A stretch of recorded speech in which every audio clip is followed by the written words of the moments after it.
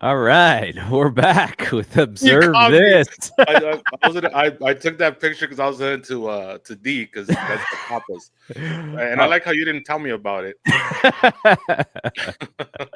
Yeah, I did a new intro for this 1984 Observe This that we're doing here. That's So when Uncle Dave was a stud, man. He was knocking them all out left and right, lining them up. I actually like I was looking for old photos of him, and I actually have old photos of him because I think it was for one of the Hall of Fames that he went into, and they wanted like a bunch of photos from him.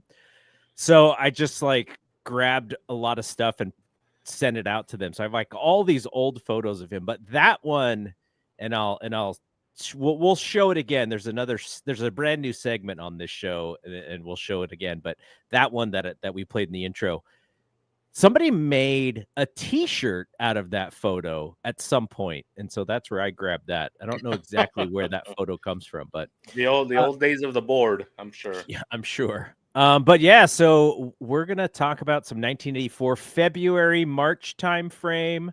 It's interesting because the way that Dave published in '84, he was like for the April issue, it was all news from February because of how slow the news traveled back then. So it's kind of an interesting thing compared to, just 5 years later, we're doing 1989, and it's pretty snappy, like it's pretty up to date. So Right, uh but it was still difficult because even up into the mid '90s, he would still get the names wrong that were doing dark matches. A couple of my favorites were Razor Ramoni. He said Scott Hall's coming out and he's been given he said, I believe he said a Mexican character, which I find that very offensive. Named Razor Ramoni. oh And man. then my favorite one and a KLB favorite is Look Big Borge back in '93. You know, Tony Helmy as Look Big Borge. So yeah, so he would still get the names wrong because again, there was he had to wait until these matches got televised so he couldn't learn how to spell the actual name. Yeah. And WWE would also change them sometimes too. So That's he would true. have That's true. one and then it would be changed to something else. Tugboat Thomas, Tugboat Taylor, Tugboat, all kinds of. We had about he had about 3-4 different names before they settled on just Tugboat. All right, so in this time frame in '84, we are going to talk about the passing of David Von Erich, and I find this so. Um, I guess the timeliness of it for Dave is pretty fascinating because he is there. He is in Texas at this point, writing for the newspaper out there. I forget the newspaper that he was writing for. That was Um, before Frank the Ford found them, right? yes, it Put him was. over. And so he said, I actually asked him this question on air because we talked about it a little bit. And he said when David Von Erich passed away, he went to his editor and he was like, "We need to write something about David Von Erich." And he's like, "Why? Like this is like not, this is pro wrestling." And he's like, "This is really popular right now. We need to write something." So he said the editor only gave him like just a few paragraphs that and they were going to kind of push it on the back page. But then when they realized like how crazy it was and how many people were upset, then like Dave had to kind of write, something that was a little bit more thorough and timely for the paper. So even the newspaper that he worked for didn't really realize the kind of the power of the Von Erich name in that area. And so I'll quickly read Dave's that he wasn't writing obituaries in the same way that he writes them today. So it's kind of small, but I'll just read the paragraph that he wrote. He wrote, in what will undoubtedly be the biggest wrestling event ever in Texas, Ric Flair will defend his title against either Kevin or Kerry Von Erich a couple of months down the road. I believe the event will take place during May at Dallas's Reunion Arena. Well, I'm not saying the title will change hands. If it doesn't, for obvious reasons, they will have to think of the greatest ending of their lives to let Flair retain. Apparently, the decision over which brother will get to win it in a memorial to David has yet to be made. It appears several NWA stars, such as Harley Race, will be brought in over the next 2 months to get pinned by whichever brother, along with people like Terry Gordy Butch Reed and Kamala, who are in the area to set up the title clash. So, like, immediately, David Von Erich passes away, but the business has to move on, and they already have the story for how to kind of take advantage is a little forward, but this is part of the show must go on. Show must go on. And when I read that, I was like, oh my gosh, like, the guy has only been dead for, a very short time, and they're already trying to figure out how to memorialize it. But in a sense, they're also driving business towards the area for it. What is your I did not realize this had happened until much later, but when you sort of learned about the Von Erichs, did you ever hear, like I heard, like, oh, David Von Erich was supposed to be the next NWA champion and all that stuff? Like, what did you think about that in that time frame? Well, I mean, obviously, like you, I learned about it many, many years later. I'm thinking late 90s, early 2000s was when I first started reading up about the Von Erichs. I mean, even when the Texas Tornado was in the WWF, I mean, they didn't really get a lot of publicity at that point. Yeah. Even though I knew about the brothers because of the syndicated shows like Pro Wrestling This Week or whatnot, I didn't know about the tragedies, right? And at that time, it was just a couple of them. I mean, it's sad to say it even like that. It was just Mike and David at that point, if I remember correctly, because Chris hadn't committed suicide yet. And obviously, Kerry was in the WWF. So, I mean, there's two ways to look at this. I mean, at that time, you don't think about the business side, right? You don't think about the carny side. You don't think about how kind of shady and scummy it is. As you get older, you start to think about what they were really doing, especially because that was just the start. I mean, Fritz was very, very, very shady when it came to these things. And maybe one day we'll talk about it more in depth. But as I was getting older, not only was I seeing that, I was also understanding the business reasons for that, right? Because when you're in that world, that's really all you have, right? And so now, being a more empathetic person and trying to see the good in everyone, I'm thinking, what about if that was Fritz's very twisted way of grieving? Because he did it time and time and time again. It wasn't just with David. And also just the business reacts the way the business is going to react, right? It's like the business, I don't know. I don't know if I should. I don't feel like these promoters get there. It's like, oh, we're gonna make some money. Yeah. I feel like it's so much a part of who they are to constantly be like that it just be in their mind they are paying tribute to David, but at the same time they're making money. They're exploiting his legacy, right? And we've seen that time and time again. David wasn't the only one, and he probably won't be the last. So I don't know. I'm a little numb to it now, unfortunately, because we've seen it for years and years now, and now. As I've had a very, my own upbringing, I've seen so many, like Eddie Guerrero is a good example of that. So I really don't think anything of it. I'm numb to it, I try to put it like in real sports, and let's be real, they kind of do it too, right? How many times have the Angels had tributes to the guy that passed away? I believe it was from a drug overdose. Yeah, I mean, every year it seems like they have like the his big day, and then you could buy his jersey and all that. The Marlins, the same thing. So you see it in every sport. I mean, I feel like the city of LA has really exploited Kobe Bryant as well. Yeah, everybody has made money from him, from street vendors selling his jerseys to the crypto arena, etc. So it's just an accepted part of being a sports figure. So there was and one of the things about you that maybe this audience doesn't realize, not only do you enjoy the history of pro wrestling, but you're also like a cinephile, like you're big time into movies. Right. And we'll talk a little bit about Queen of the Ring further in the show when we kind of talk about modern day stuff. But Iron Claw came out about a year and a couple months ago. Right. It was in December. And that movie, from a historical standpoint, was way off on a lot of stuff. But at the end of the day, they were able to pull the emotion out of that story, I thought, very well. Like, there were like really sad scenes in that movie.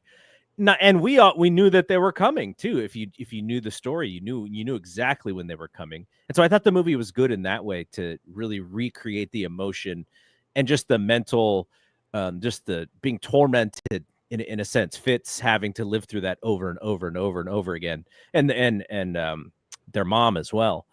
What did you actually think of that movie? And as we were reading about 89 and we're reading about 84 right now, like, does it change your opinion in any way of the events as they happened, or the movie is just a movie and it's like a fictional portrayal?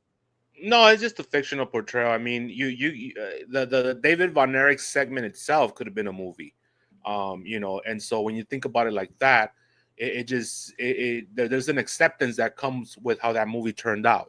Especially because I know about production and the sacrifices that need to be made, even to get a script, filmed, right? Because sometimes it's not all, like, the producer might have an idea, and then just to get it financed, they might say, well, we need this person to play this part, or we got to cut this part because it's going to slow the movie down. There's a lot of reasons why films turn out the way they do, especially autobiographical films. Yeah. It's not always the filmmaker's fault. Sometimes it's the producers, and they pay the bills. The producers pay the bills, so you got to do what they want. So I took that film for what it was. I thought the actors were all great. Yeah. I thought the guy that played Fritz was the best part of the movie. Obviously there was some criticisms. I mean, and I agree. I don't agree that Carrie should have been played by the guy from The Bear. He was way too small. But as actors, they did a great job. I mean, that part where, and this was all staged perfectly for the emotion, the part where he has that dream, and I guess we could talk spoilers because it's a year and a half old almost. Yes. The part where Carrie, when he finally, commits suicide, and then we see him in the afterlife, and he sees his brothers. But to me, the part that pulls at me still is when he has his leg, and he's like hopping on his leg. It's like, oh wow, I have my leg here again. Yeah. So they, like you said, the filmmakers did a great job in pulling those heartstrings, right? But as far as the linear film, the second half is very spotty. Because like you said, it becomes tragedy after tragedy. It becomes a high spot of tragedies, right? And then at the end, you're all burned out, So it's like a match that peaked too early, because by the time that Kevin is with his kids, which is the last scene of the film, which is another very emotional film, you're like drained. You're like, okay, this scene should be more powerful, and it's not that it's not, but it's just like I've already wasted all my emotion on all the previous scenes, right? But then again, I tell myself, how else were you going to tell that story? I mean, that's really what happened in a way. And they condensed a lot of it. So yeah, no, I mean, I don't think I'll ever watch it again, to be honest with you. Just because as a film, it wasn't that interesting to me. But I understand why they had to do what they did, and I've separated from the reality of what really happened. I think if you come into that movie and you don't really know the story, or if you just know some of the beats, you probably like that movie a lot more than you do if you do know the story. But I still thought it was effective. I thought it was effective storytelling, because that story is really sad. Now, the story in of itself is way more manipulative, I think, than the movie made it out. But I think people understood, Fritz kind of, Fritz wasn't the best dad in the world. And I think that came across. So I think it came across a lot better than Billy Wolf being the person that he really was, because they really easy on him in that movie, which, like you said, we'll get to it. But I think I got to disagree with you a little bit, because even if it's a casual who's never heard of the Von Erichs, the second half of that movie is still very unusual. Like the pacing and the editing, it's not every day that you're going to see a mainstream film hit you with that kind of tragedy, right? Because most Hollywood films, and you'll probably see that style in a foreign film where it's all about the art form and you have the government chipping in money for that. But for-profit, well, I call them Mug Hollywood because it's an assembly line of bullshit. Mug Hollywood films, right?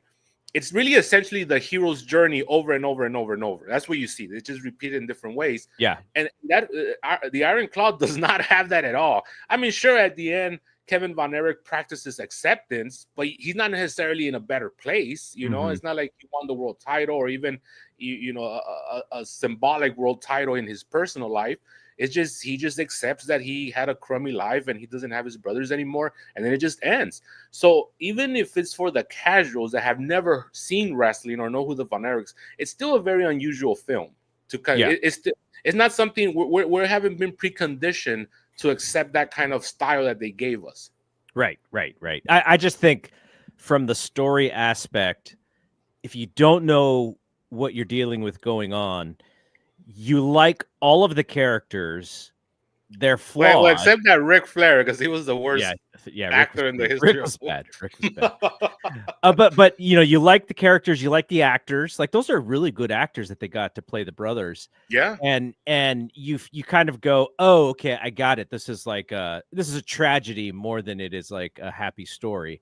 But if you know the story, you're kind of going like, wait a second, like that didn't happen. And then you're just caught in your head the whole time. Right. So I actually am really looking forward to going through the Kerry and Rick stuff later in this year as we go through. I don't know when we're going to get to it because I'm still looking at the chapters in this book, and I think we're still going monthly for now. So we'll see when all of that stuff actually does happen, and we could talk about it. Because if Dave I can't remember when Dave moves back to California. But if he's there in Texas still for the build, I think he was there for the Parade of Champions because he's talked about it being in the building because it was like really hot. That's all it was like super hot. Yeah, so I'm really looking forward to that. And some of the other things I didn't capture, but he was basically saying like, if you run an arena instead of running a stadium, he's like, it's like promoting malpractice. Like you're going to be turning away so many people. And you're going to leave your fan base so upset that they cannot see the show. So, so he's expecting like it to be like a giant thing in March. I can't wait to get to that because to this day I'm so disappointed with that first Parade of Champions because it's literally just a house show. Yeah, and we're so conditioned to think about these big cards as these big blow off shows, right? And you look at the lineup and because I've seen the show. The show's not even that long. It's a TV show, and it's like an hour and a half show. And I'm thinking, you have that big, I think it was like 32,000. You have that big size crowd at Texas Stadium, and you're giving them a house show. That's almost like AEW when they went to Australia. It's like except the people in Texas didn't pay those prices. That's the only difference. So 5 days before David Von Erich passes away, El Santo passes away as well. And I remember Dave also saying that the news out of Mexico actually came later. Like when David passed away, it wasn't until later that he realized El Santo also passed away at in the same week, essentially 5 days away. How, you're a young kid, right? I'm 3. But is there any stories about El Santo for you growing up, or is he just previous generation? I think everybody, right? Because I'm a first generation Mexican American, so I was the first one that was born here in this country from my family. So especially me and anybody like me, right? We're essentially still very much rooted in that Mexican culture because we haven't really been assimilated to the American culture. That would come later when I go, when you go to school and you start integrating with people that were born here.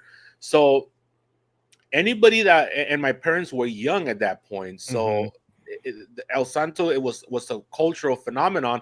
And Dave has said this many times, and he's right. There's no comparison. You can't compare it to anybody in America because there is no comparison. Maybe Elvis Presley, maybe, but even then, you go to like the very rural areas of like Mexico, they're gonna know who El Santo is because he literally became like a saint. Like, I know he's is in the name, but he literally became like somebody that these people worship. So when he passed away, like, yeah, obviously I don't remember when it happened, but I saw footage when I was like 8 or 9, because they would because it's like whenever the anniversary of his death comes up, people celebrate it in Mexico. It's like a celebration, especially in Mexico City. Um, so you always see the footage of his funeral with that long caravan, and it's replayed over and over and over. Um, but yeah, there's no one in America that could compare to just the cultural impact. And then you think about what he did with lucha, which he thanks to he's the reason why all these luchadors wear masks and why it's such embedded in the culture. There was already masked luchadors before him, but he was the one that brought it to the forefront and made it mainstream. He started off in the comics, and then he went into the movies. The actual movies, to be honest with you, they're horribly produced. Everything, they're very B movie cartoony, but it really penetrated the culture. People were ready for that at that time, and that's really what got him to the next level. And him and Mil Mascaras and Blue Demon are like the trifecta of people that really became cultural phenoms in Mexico. And I'm saying Mexico, the entire country, not just Mexico City or right. So yeah. So I mean, if you were from my generation, you know who El Santo is, and you also know what he did, and you know him for everything: the comics, the movies, the lucha libre. And he was a gateway for a lot of us kids to really look at lucha libre later on. When they got on television again in 1988. So yeah, I mean, he's definitely a big death in not only wrestling but in the culture of Mexico. You said something about assimilating, and my dad's dad was not born in the U.S. He was born in Mexico. What's interesting is when my grandfather came over to the U.S., we're almost sure that he maybe bought somebody's green card, which was very common at that time. It was given to him in some way, because like my last name is actually spelled at the end with an S, which is not the Mexican spelling of my last name. And so there is a theory that our last name is not really Gonzalez. But my dad's mom was actually born in the U.S., so she came to California. She was born she would have had to be born in like the 30s or something. I'm guessing. So you mentioned assimilation. So when you're growing up, like your parents, do they? What are they thinking about? Like what they want you to speak, how they want you to be ready for school. Like, what is that process for you growing up? It was interesting. I didn't start speaking English till I was in kindergarten, because remember, it wasn't just my family. These families tend to migrate together, so it was community. It was my neighbors. Right. It was the kids that I grew up with playing tag and kickball and whatnot, and something that you don't see anymore, unfortunately. So it was an entire community of Spanish speaking people. That they themselves, right? My parents were also like, deer in headlights, like, what's going on here? What's this culture that I walked into that's so different than ours? So it was the transitional period for all of us. And it got even more difficult. And I think everybody from my generation, that's a first generation, anything, not just Mexican America, wherever you come from, when I got fully assimilated, and then they're still having a hard time with it because they're older, that's where the conflict would start. Because I have a different belief system than they did, and I became very Americanized, and so and we're talking more into like maybe like the early teens and stuff like that. Because my parents never cared about college; they didn't know what that was. They just wanted me to start chipping in with the rent. They go get a job, and I'm like, no, we go to college here because in America, it is my job to make my life and then move on. Right. Whereas a lot of collectivist cultures, like Mexican culture, my job is to take care of them when they're old, right? They took care of me, and then I took care of them. That's the trade-off. So that was difficult. But at the same time, now where we're at now, like, now I have so many opportunities because I'm bilingual, and that's such a need now here in this country, especially in California. And I see like my nieces, for example, they can't speak Spanish very well, so you see Right. that kind of trying to go away. So yeah, so you see it became a melting pot. So there's actually the Mexican culture. It's a lot different than the Chicano culture, which is what I'm a part of. Which you're the first generation Americans. We created our own culture, which was a mixture of American and Mexican culture. So yeah, it's very interesting. It's a very interesting conversation because I'm very proud of my culture. Wearing the Cortez and the wife beaters and the Pendletons and stuff like that. Which actually became a lot of like East LA culture later on too. Right. But that started because of all these young kids like myself who we didn't know what the hell was going on because like we don't know what culture to gravitate towards here. Yeah, because So, I think my grandmother, when she had my dad, she was also a little bit older when she had my dad. She had a few kids previous in another marriage, and so my dad's kind of like the baby of the family.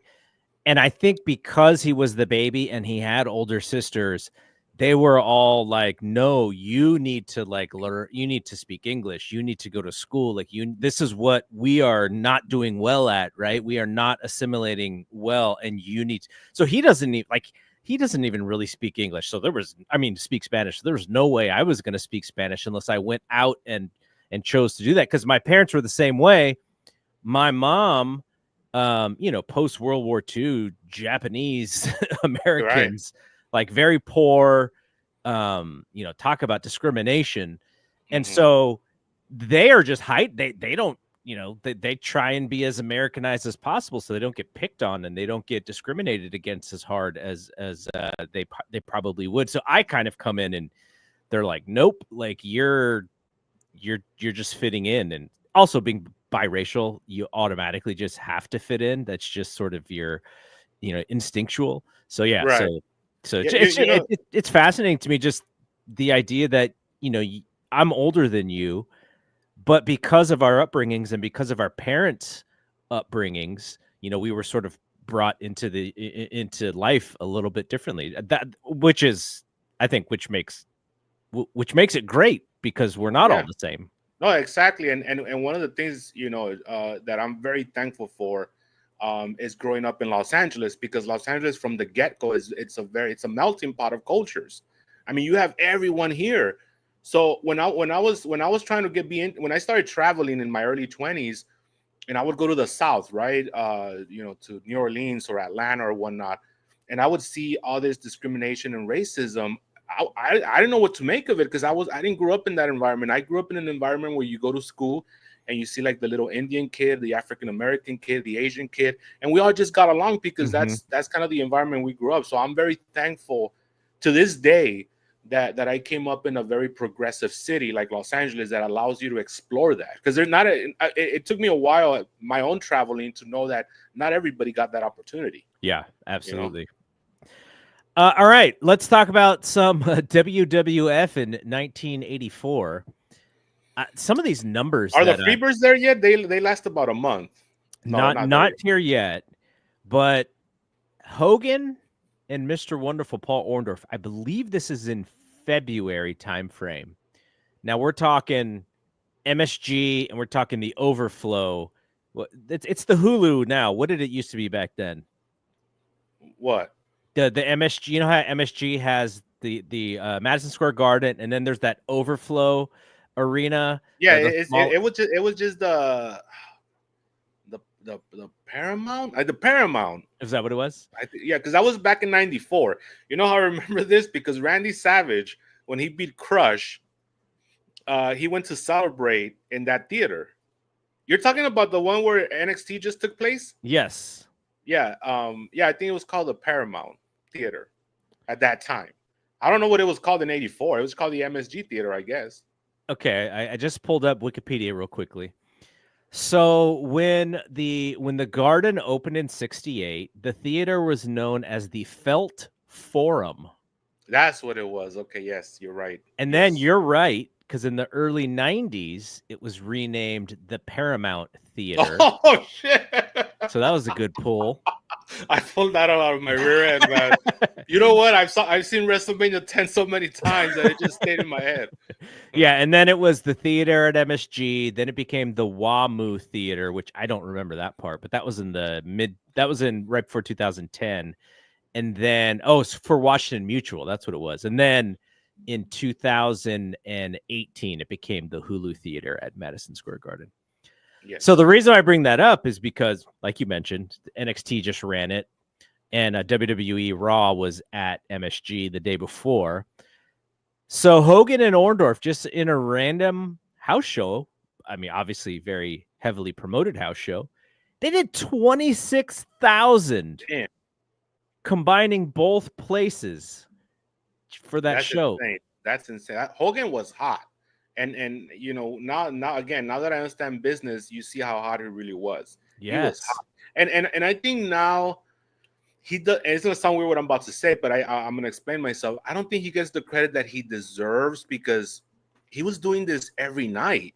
You know, Roman and you know Punk and all these guys that are doing it now, The Rock, Cena, they're doing it once every 2 months, maybe. Mm-hmm. You know, it's a different time because now the brand is so hot, but this time Hogan was doing it on his own pretty much every single night, literally every night. And also the WWF was going through its growing pains. So they're drawing all this money, pretty much being a new product, you know, at a national level. It's amazing to me that this guy, he was so hot, you know?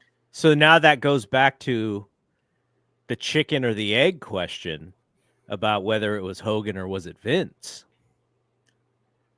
You know what we could get some data on that, maybe a little bit, if we compare the houses in Minneapolis before Hogan left. Mm-hmm. We'll get some data on that because I want to see what he was doing, and then you could probably credit to Hogan being Hogan. You know, obviously Vince is Vince. You know the cop out answer is that it was both of them. That's really the cop out. Yeah, you know? yeah. Well, you remember this. So they are running Minneapolis. And ticket sales are a little sluggish, we should say. So what do? They throw Mean Gene Okerlund into the ring. That's and right. They have him. Coliseum video.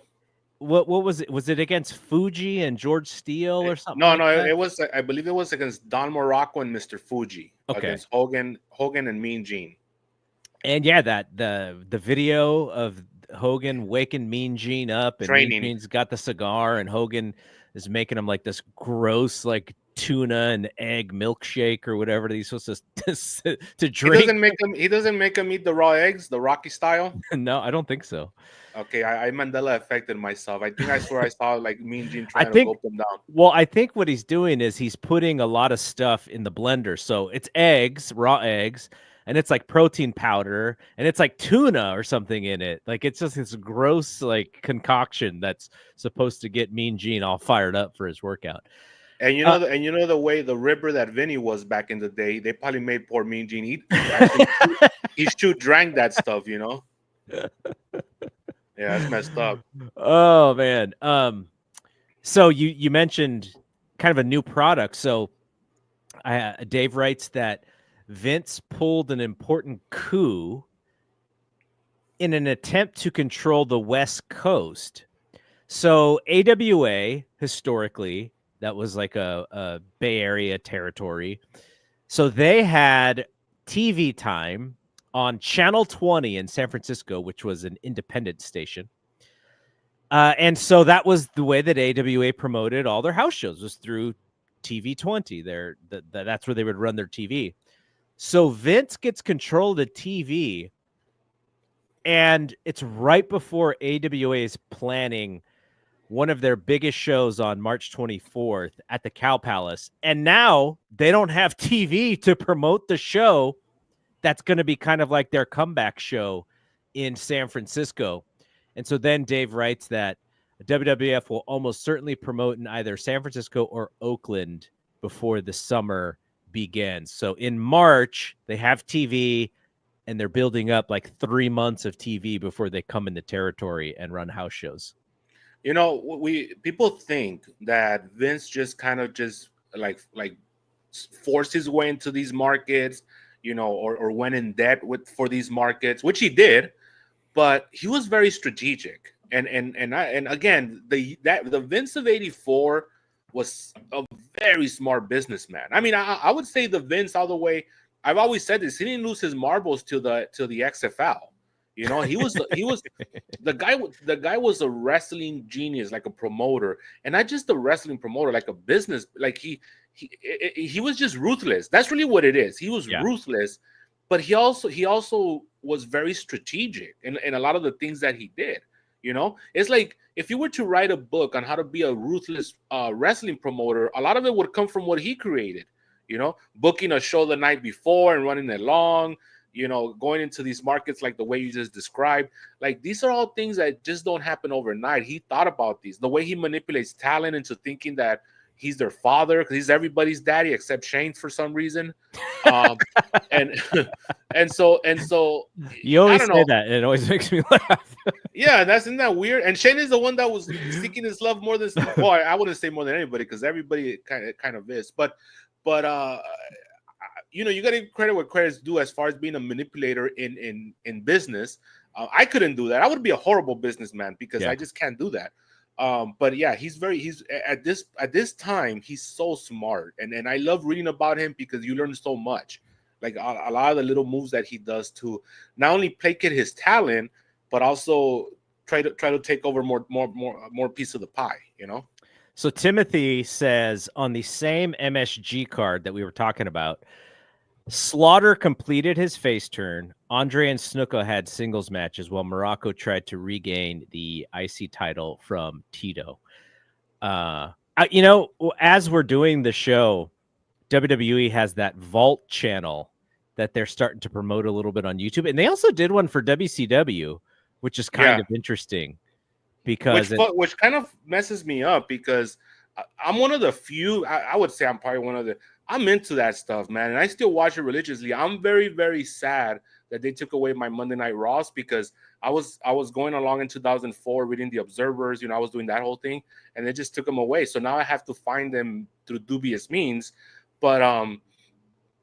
But yeah, so I'm into all that stuff, man. So the fact that they created two channels, it just confuses me, because now it's like, just put it on the WWE Vault, you know, so that we could all watch it.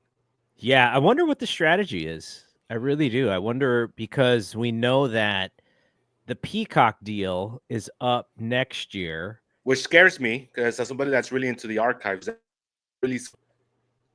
And it looks like they want all that stuff on Netflix if Netflix wants it. But to me, Netflix probably only wants the pay-per-views, all the PLEs. And then, so what does that happen? What does that do with all that other content? Well, maybe, I mean, look, if the fallback plan is we just got to search YouTube to find the official stuff, and I don't know, maybe we have to like pay $5 a month or something. Like, that's not a bad fallback. Everyone has. I would cancel Peacock though, because I don't even watch it other than I watch Saturday Night's Main Event on there, and I watch wrestling. That's it. Yeah, me too. My wife still watches The Office and those shows that are on there. That those are like her wrestling rewatch shows. I've seen The Office old 10 times from beginning, so I'm good with it. From beginning to end. So you know what they do have that's cool that I want to start, but it's such a big mountain to climb.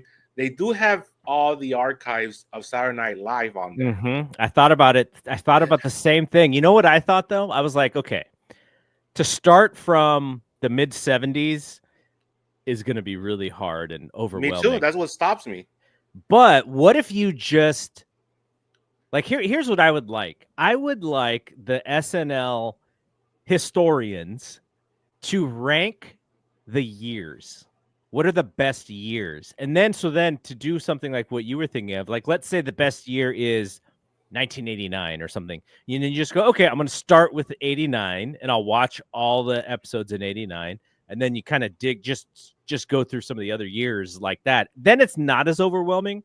But yeah, I've thought about the same way. But here's the problem, Garrett. I've actually found, I've dug deep into this because I've considered it. I've actually found YouTube channels that are historians, and the consensus is that 1975 is the best year. Actually, that cast, the first 5 years, that's the one that everybody says it's that one, and then it's the one that the Adam Sandler one that those years, which are great. That's the ones I like because I grew up on those. So yeah, it makes it a little more difficult because you know what? I'll be honest with you. That 75 to 80 seasons, although I find some of it funny, I also find some of it too dry, Mm-hmm. and that humor is very, for a lack of a better term, is very white. So it's like it doesn't resonate with me as much as the later years. But I am gonna start because I'm paying. They have the archives, man. Yeah. That's awesome, And then the musical acts too. Like, what about that? There's so many great musical acts that have gone passed through. I like the history of Saturday Night Live, and I love reading about Saturday Night Live. I just bought the Lorne Michaels book that just came out a couple weeks ago. Mm-hmm. I actually like the history and reading about the history more than I like actually watching the show. But Yeah. I know a lot about it because I like reading about it versus, I'm not the biggest SNL fan week to week. Like my wife will watch it week to week, but I'm like, I kind of want to watch it, and then something else comes up, and then I don't. Yeah, then I You just miss sound it. like the very super casual baseball fans that are women that I've met in my life, man. They're like, I like reading about it, I like seeing the guys, but I don't want to watch it. I did watch the 50th though. I like that was a good anniversary. Yeah, I saw some of it. Yeah, it was good. It was good. Eddie Murphy was in 2 segments, man. I like I that. was surprised at that. I thought he was a little too snobby, but he was there. Yeah. The historical reason why he bailed on them, right? Well, I know he was blowing up, with the movies, but what was the reason? It was a Weekend Update, and David Spade made a joke about catching a falling star about Eddie Murphy. And Eddie Murphy just thought, as much as I mean to that show, that was kind of a low blow. And I'm sure he was also feeling emotions about not being, on top anymore. So yeah, he was just, that's not me anymore. He was in with Lorne though. That wasn't Lorne's guy. He was in that 5 years gap. Ebersol. Yeah, with Dick Ebersol. That's right. The Dick Ebersol autobiography is really good too. Right. Yeah. Well, he changed the WWE production forever, so I'm very grateful for him. Yeah, the one wrestling story in that book is the one person who used to call him at his house for the overnight ratings was Randy Macho Man Savage. That doesn't surprise me while at the same time surprising me. I don't know. All right, so some more Vince 1984. So, I love the language here. I'm just going to read this straight from the book. Some of the others who have talked turkey with McMahon over the past few weeks have been Power Mike, the promoter in Nigeria and Botswana. Wow. Hisashi Shinma of the proposed Universal promotion in Japan, Antonio Inoki, and Seiji Sakaguchi of New Japan, hoping to keep things status quo, and someone who will combine to set box office records with Hogan, Bruiser Brody.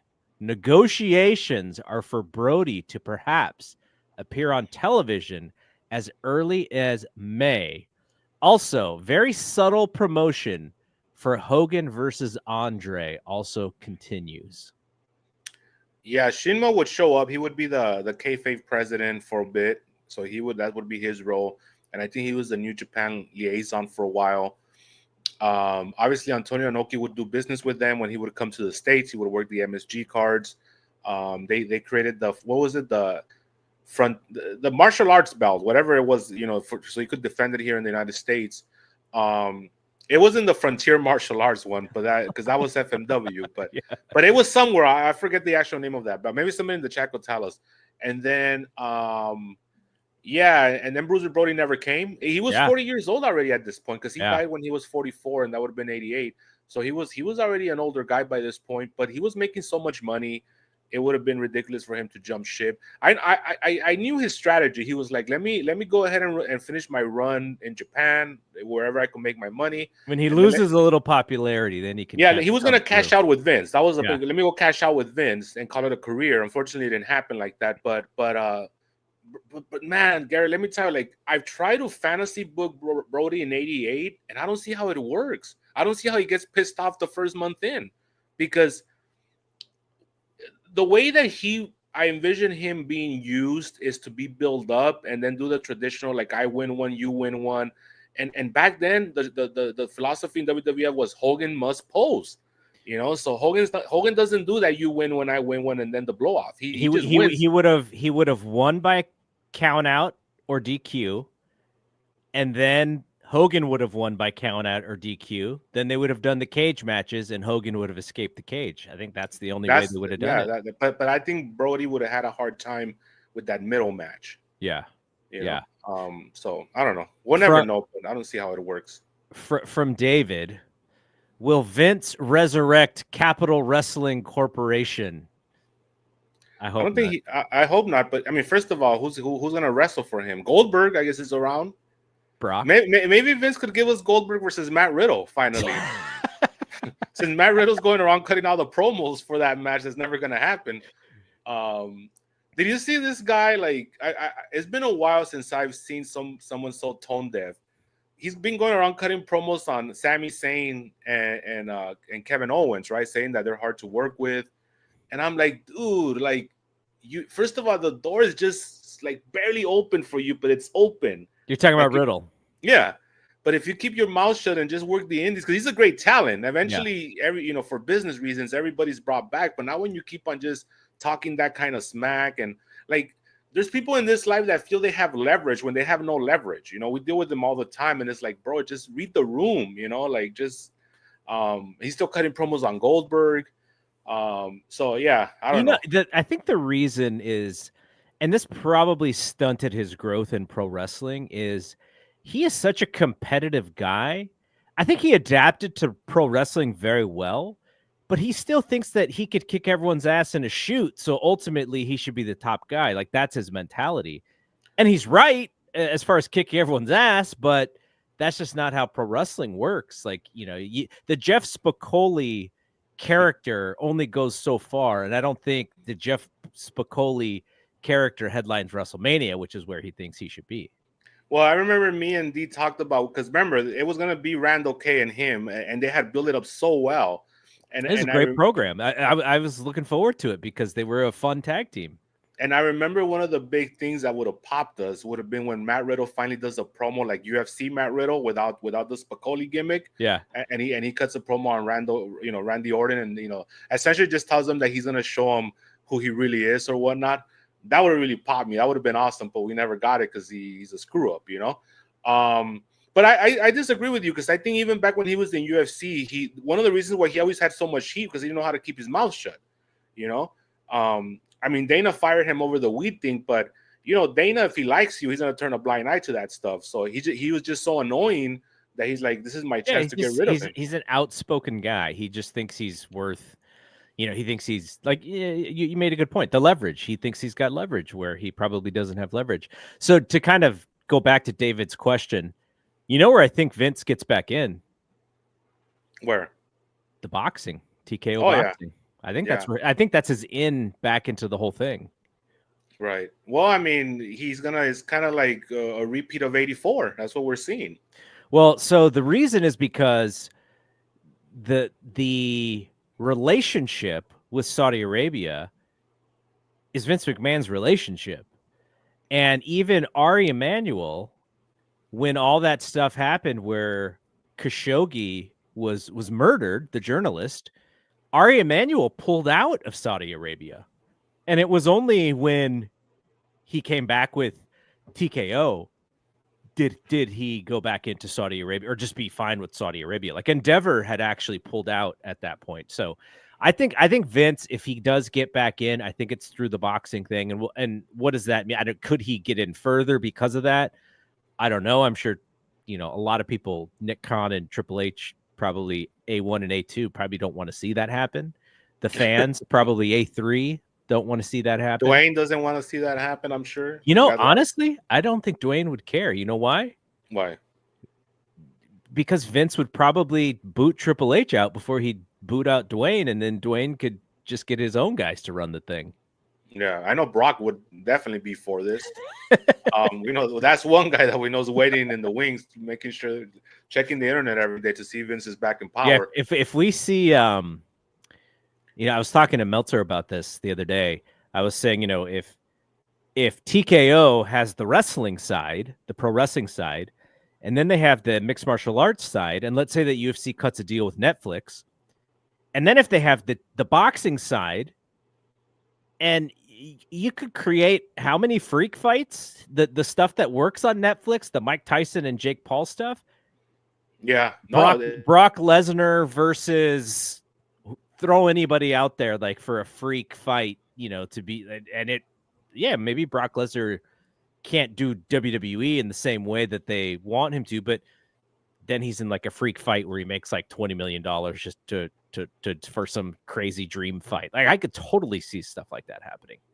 Yeah, I mean, they're gonna own the world, man. Right now, one of the things, and we're taking a little detour here. We'll come right back in a minute here, but like this price gouging that's happening right now with these shows is ridiculous, man. But I'm like, why are the fans gonna start getting pissed off? Like they just don't care, man. And it's like the more that you pay these prices, the more you make it harder for all of us to get into these shows now, because they're just gonna continue getting them higher. It's the what do you call it? The Hall of Fame is $10,000 to get in, dude. To get like that, you get the gimmick where you meet Triple H, whatnot, and Lex Luger and whatnot. But I'm like, why? What? This Did you see the dinner with John Cena? How much is that? I didn't, but it's limited to 20 people. It's a 5-star restaurant. $25K. See, like, I mean, I don't know, man. That's just so greedy. They don't even have to do that. They don't make the revenue on ticket sales. They make the revenue on TV and other stuff. Why are they charging so much to go sit down and watch the show? They don't need that money. I mean, but it's just greed. They want more and more, and they're just pushing the market. But what makes me sad is that how are you gonna, like, if you're a dad, right, and you want to take your kids to wrestling, you can't do that anymore. Like we're officially at the point where you unless you're a millionaire and that's another part that's sad, is that this has become very much a luxury product, right? Just where like UFC. Only people that are high 7 figures, maybe high 6 figures, they're the only ones that could afford this thing.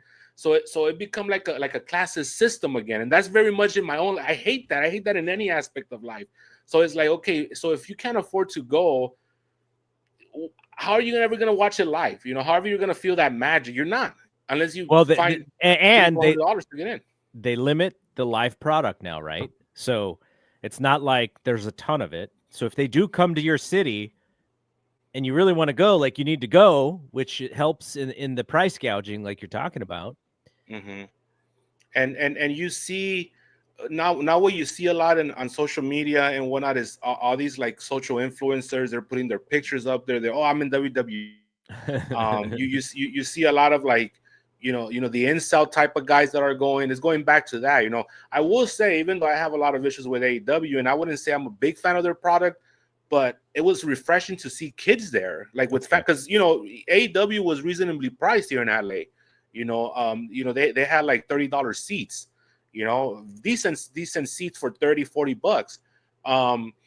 But it was nice to see the different kind of audience that they're pulling because of that, and it got me thinking. In the long run, right? In the long run, playing the long game, you're creating new fans when you give them access to your shows. So this is what I was going to ask you, which is the one way back in for AEW simply WWE pricing out the normal fan, I guess? Yes, and not only that, but also pricing them out from television as well, because not everybody has Netflix. I remember back in the Attitude Era when I was reading The Observer, that was one of Dave's things. Like, well, if they go to a subscription service, which back in the day, it was very limited. I think it was just cable, like HBO, for example, back in the day, right? Dave's theory was like, they're not gonna make new fans because not everybody has HBO, and you make new fans by exposing them to wrestling on television. Preferably like national free network television. TV, yeah. And now for the first time, I mean, they got SmackDown, I guess, but Raw's on Netflix, and I know Raw's numbers are a little disappointing, and that's why, because not everybody has Netflix, So you combine that with this idea that regular fans can't get into the shows anymore, and it's gonna hurt their popularity. I think down the road, if AEW continues to be reasonably priced, they're still on TBS, on Max, and also just having those good quality shows. I think that and also playing that underdog role. I wish TK had the charisma of like a Paul Heyman, because right now, even it was like I was texting you about the Dodgers. You know how the Dodgers did a great job of playing the underdog, even though they're the most spoiled millionaires in the world and stuff. Well, TK has the opportunity. If he had his mind straight and it was like, okay, I'm gonna play this role. I'm gonna play the underdog like Paul Heyman did in ECW, and that's gonna put people on my side. He needs to do stuff like that, or have somebody who can talk do that on your television to kind of tell that story. It probably can't be somebody who is a former WWE guy, because I think the best talker on their television right now, for my money, is MVP, but he also just came from there, so it wouldn't be genuine. But yeah, to find somebody to do that, because it can't be him. If Daniel Bryan wasn't so freaking honest, then it would be him, because he has this ability to really connect with the people in an authentic way. But he's also the type of guy that he did on the air, he'd be like, well, I don't connect with all the stories. It's like, bro, just don't say that. So yeah, but he would be perfect for that role if he had somebody that would allow, write his stuff for him. Because they need that, man. But going there live and seeing like the atmosphere, I'm like, there's something here that they need to capitalize on. You know? No, I agree with you. I agree with you 100%. Oh, I was going to tell you, I heard from two different people who are pretty hardcore WWE fan. Like one of my buddies, he likes AEW as well, but he's way more into WWE. The other guy is only into WWE. And the Stone Cold Steve Austin, the autograph session for him was sold out at the World or whatever their little wrestling convention is, WrestleMania weekend. $500 a pop, sold out. Picture with Austin, $400. Not even some of the high-end convention guys charge that much. It's incredible. And, both of them are like, gosh, this is so expensive, but I'm already kind of invested just by being there. And they sort of have the money saved up, and they're just like, but do I pay it or do I not? Like, they're just conflicted. So it's man, incredible. that FOMO is that FOMO. Once you're in there, you need to be part of that. Yeah. No, I hear you. So, by the way, are you going that weekend? No, I'm still. I don't think I'm gonna go to Mania. That this whole John Cena heel turn really everything picked up again for them, and So, but I feel like I am gonna go there just to hang. I have friends that are gonna be there, so go hang out with them. Who's your buddy who came last time as also the Dodger fan? Oh, my friend Carlos. Yes, yeah. I love that guy. He's actually he lives in the Midwest, and he's a referee there. So he's been doing the towns. No way. He's a referee for local little indie promotions there. But he's there. Well, I don't know if he's gonna be in Vegas, but he's been around. He's one of my old school wrestling buddies. We hit the towns together for years. Yeah, that guy's got charisma, man. He should do the promos for Tony Khan. All right, so a couple other things about WWE or WWF, and then we'll get to our new segment, because last time, or for the 1989 series, we did Only in the Observer, where I was finding stuff where I'm like, you only find this in a wrestling newsletter. Like, this stuff doesn't make sense to anybody else. But in his wrestling newsletter. But this is a younger Dave, a little bit more harsh, a little bit more willing to crack on guys version of Dave. So we're going to bring in a new segment called Comedy Dave. And I have some one-liners here. But before we get to that, the Road Warriors. So the Road Warriors do not come in until the early 90s. I think it's 1992 do they finally come in? 90 to the WWF 90. Okay, 1990 they come in. But Dave writes that Jay Strongbow, and the Road Warriors are still kind of very young in their careers. Yeah, they're second year in, yeah.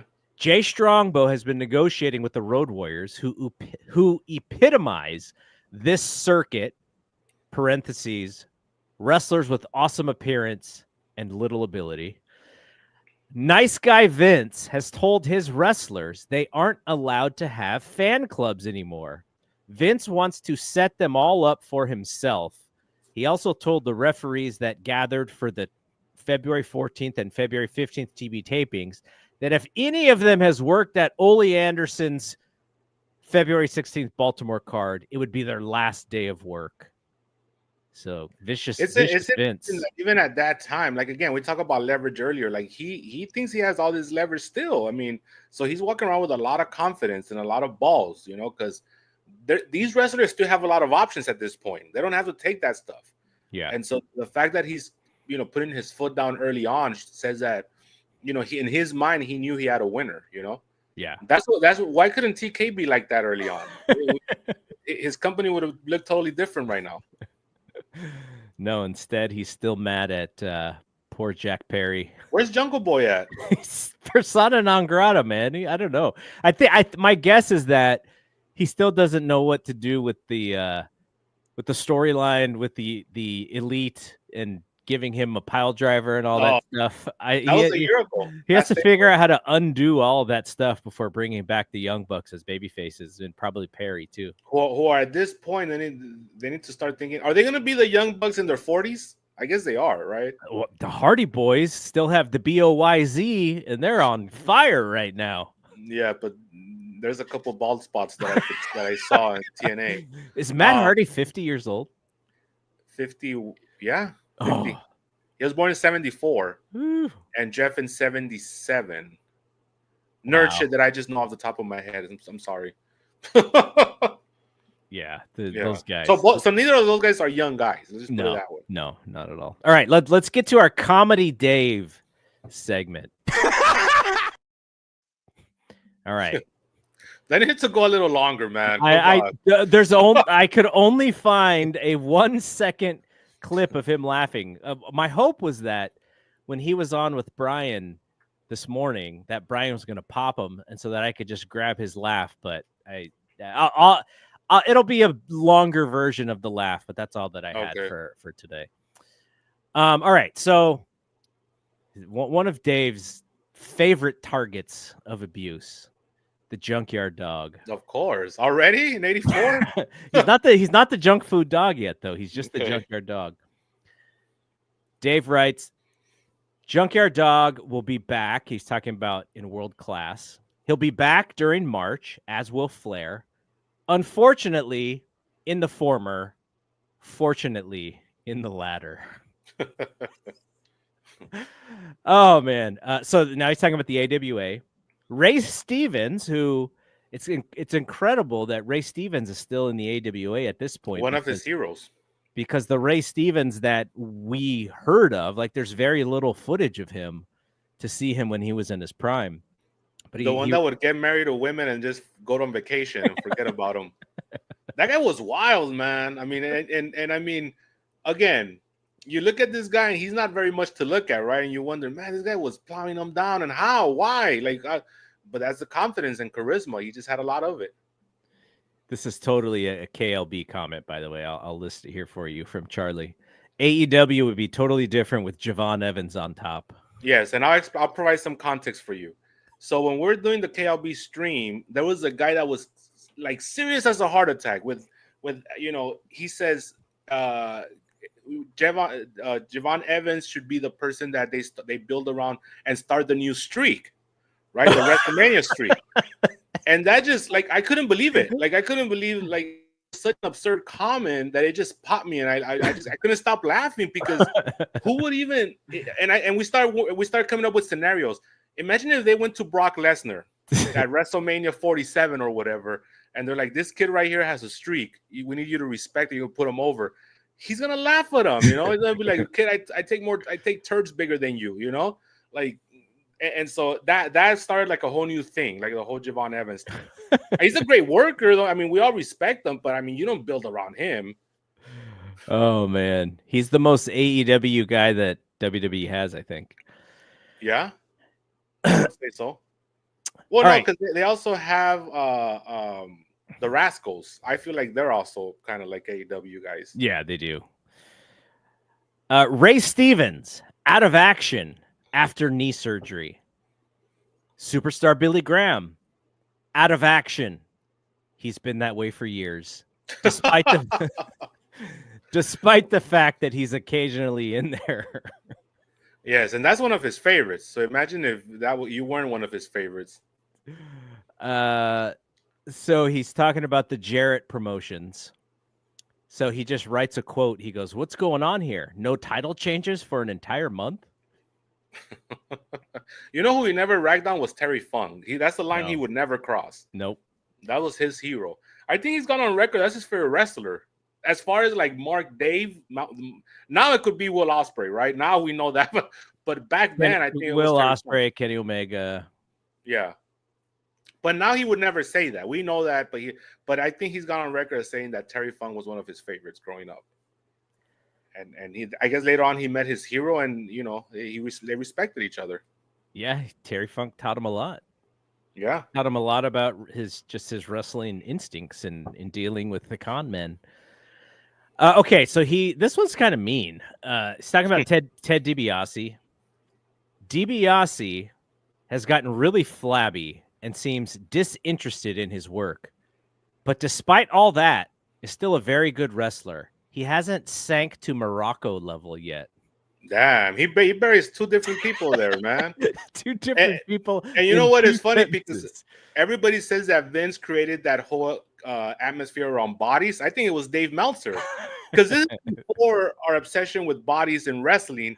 And Dave's already putting this guy down for being flabby, and thinking, because you're flabby, that's the correlation with you sucking, which is not, because there's a lot of heavy set guys that were great workers. This one isn't that mean, but I just love this gimmick, and I didn't realize kind of where it started. So he's talking about rugged Ronnie Garvin. Well, before he was rugged. He said Garvin has supposedly injured Jake Roberts with his new gimmick, his hands of stone. Pretending to be Roberto Duran is one thing, but to suddenly develop a power punch after being in an area for 8 months is kind of silly.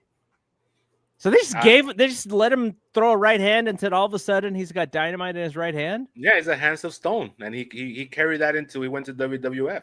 I know, but he was there for, I guess, I'm guessing this was in Georgia. So he was there as Ronnie Garvin for 8 months, and then just started throwing a right hand and became the hands of stone. Yes, but the thing is, nowadays they would say that he had surgery or something. Yeah. He had like a metal rod, titanium in his hands, like Logan Paul. Like Logan Paul does. Also, Dave, like young Dave, I want to tell you this: like, not everybody's like dialed in like you are. Okay, like most people are not gonna be tripping that this guy all of a sudden has the hands of stone. They're just gonna go with it. Like they're just gonna be like, remember that they did that with the Big Show at sometimes in his different runs. Like all of a sudden, his big old hand. All right, last one here. He's talking about the AWA. Speaking of Vern Gagne. Recent AWA shows have had videos of the fabulous ones, which means, of course, they'll be in the AWA shortly, and that Vern is quickly moving his promotion from 1964 to 1984. Well, I don't know. That wouldn't be actually true, because then he would revert back to like the 70s. Go backwards. Yeah. So it's been a lot of fun, but the thing about it is that the news comes so slowly. I think we're coming close to where Dave is gonna ramp up his coverage. But that was some fun stuff. So let's kind of come back. This is still his part-time job at this point, right? Yeah, it's not his part-time job. By the way, the 1985 book, I've been told, is on its way. So a couple weeks, it's on its way. So if we decide to, if we drop a plug for this one. This is where we're getting our information from. Look at how thick it is. Yeah. Right there. And if you're into history, 1984, very important year in the business, you get it all. And this is not something you could just get like in the internet. These are very difficult to find. So it's not like the 90s or the 2000s ones. These are very difficult. So yeah, I'll leave for sure. The link is in the YouTube page and in the actual podcast feed. But I'm going to send you the 85 one. Even if we decide to not cover 85, I still want to get one over to you, and I'm gonna get one for myself as well. Oh, so I thought you said it was on the way and that it might get done. You're saying I was told that it needs to be proofread, and they are pretty much done with it. Okay, I'm ready. And that's not from Dave, because I don't think Dave even knows that information. He always Dave just asks me to find out. he just cashes the checks. That's which is good. It's good to be in a place like that in your life where you're just cashing the checks. All right, so we mentioned the Iron Claw. I just wanted to get your quick thoughts on Queen of the Ring, which came out a couple weeks ago. And here's a funny story. So I went to one of the box office websites for that weekend, and I was just kind of interested. I was like, did anyone go? Because when I went on a Saturday at a matinee. I was the only one in the theater. There was nobody else in the theater. So I was like, man, this is a little scary. So I went to the box office website and they didn't have it. And I tweeted at the page, and then I guess the owner got back to me and he's like, yeah, like it's really hard to get the information, but I think it did business of about 300,000 to 400,000, which meant it was like out of the top 10, even though box office has been struggling for the last couple of weeks for the movies. Yes. And so then I sent it to Dave, and by then, because Dave and I were talking about, by then he already had the numbers 380,000 for the first weekend of the movie. So I imagine it's probably pretty hard to find it in the theaters. No, it was only going to get a 1 week run, so it's very hard now. Yeah. So, and I hope people will watch it on VOD and on, the downloads and stuff where you can rent it. I hope people watch it. Not that I thought it was like a must see movie, but I thought it was kind of a fun. I enjoyed it. Story about that time frame. Yeah, So, especially because that time frame is very like nobody really ever talks about it. So it was nice to see. It was nice to see the carnivals back in the day in the early 1900s. Some of the discrepancies I didn't like Kill 'em, Gillum, like dying all of a sudden. Like I was like, what? I mean, I'm sorry. I shouldn't have said that because that is a spoiler and it's relatively new. Anyways, it's all bullshit anyway. But I'm not gonna give any more spoilers. So I didn't like some of the story changes. How about that? I didn't like a lot of that stuff. And this is something that you find with a lot of these movies. I didn't like the streamline aspect of it, because a lot of these movies, because they only have 2 hours, sometimes 2.5. It's literally like a highlight of all these things. Yeah, and you're like, wow, like 15 years of wrestling business in like an hour. Like, once the movie gets going. And so, but other than that, I think it was the performances were all great. Walton Goggins is amazing in everything he does. He was great here. Martin Kove getting a payday right after coming out of Cobra Kai. Yes, as promoter. I think it was promoter Al Haft, which popped me because I know all these guys' names. Yeah. Walton Goggins was Jack Pfeiffer, I believe, from FIFA, which is also cool because he was very influential in the Jersey, that whole area. The thing about that guy is he had a very ethnic accent, because the book that the movie is based on, when they quote Pfeffer, I think it's Pfeffer. Pfeffer, you're right. Yes, Pfeffer. When they quote him, it's like if you were to read the fictionalized book of the Phantom Menace, and like Jar Jar Binks is speaking like it's very like broken up English. Yes. And so I was wondering if they were going to do that, but they did not do it for his character in the movie. It wasn't like that Yosemite Sam kind of accent, right? That very thick Southern, or was it like that? Because no, it was like a real ethnic, a super ethnic. I forget, he was Hungarian or something. Okay. Yeah. So I was gonna say, so I loved all that. I thought the actress that played Mildred Burke was great. And one thing that was a little disturbing, I want you to know how you feel about this. I didn't like that her and her mom looked around the same age. Yeah, that weird. Bothered me. It was really weird. It reminded me of like Don't Drink Your Juice in the Hood, where what's his name? His kid is older than him, And I was like, wait a minute, that's kind of throwing me off. But I get the rationale, because she was gonna get older as the time went on. And yes. But you could use makeup for that stuff, to make me younger in her younger years. I didn't like how they had to tell you all the lingo, and then they had to define it. Like, nobody talks like that, Oh, that's a heel, that's a baby face. Well, right. But I thought the movie was fun. It was I wouldn't call it a bomb, because it didn't have the screens that the Iron Claw had. That was a big production. it was a bigger budget, and also it was a better distribution. This was the agreement with this picture was a 1 week release, and then we're gonna get ready for streaming. Right. Actually, John Alvison's son, I forget his name. He's actually the son of the guy that directed Rocky and Karate Kid. Yeah. So that's his legacy. He said that he actually, when he was here for AEW, he finalized some deals to actually open it up in Canada as well. So it's going to get a theatrical run in Canada. So they might make some money there, because I feel like Canada has more of a respect for wrestling, just because of their Canadian heroes and whatnot. They're more respected than our American heroes here in wrestling. Right. So I feel like they could make a couple more bucks there. And yeah, this is the kind of movie that's, I feel, going to build its legacy on streaming. You know, it's going to be rediscovered in streaming. So I don't know. I've been hearing a lot of the filmmaker doing the rounds, and he seems like he's pretty happy with it. He's not like saying that it's a flop or anything, just because he knew the distribution. So right. Yeah. So when I went, there was about 2 other people there with me. And yeah, it was a good movie. I really enjoyed it. Ash Avildsen is his name. Ash, yeah. So what did you think of the fact that his dad's storytelling aspect was of the underdog hero? And so when I knew that he was doing the movie, I was like, oh, like there's going to be, you know, something with Mildred Burke in the end where, you know, we're kind of going to be, they're going to carry her off. And they tried a little bit at the end, but I don't think it hit like I expected it, just because of who was directing. Yeah, and also he did talk about that in some interviews. He said that it was hard because the true story is actually more of a tragedy, because right. Billy Wolf, in the end, when they went to war with each other, Billy Wolf won out. Yes. Actually, they both lost because Billy Wolf didn't take television seriously. And that's the reason why women's wrestling died out when television came up, because they did tell Billy Wolf, look, we have television now, promote them that way. And he was like, no. I think his quote was like, who wants to see them in that little itty bitty box when they could come and see them live? And so that passed him by, and he lost a lot of money there. But the reality is that Mildred Burke did not win the wrestling war with her trope.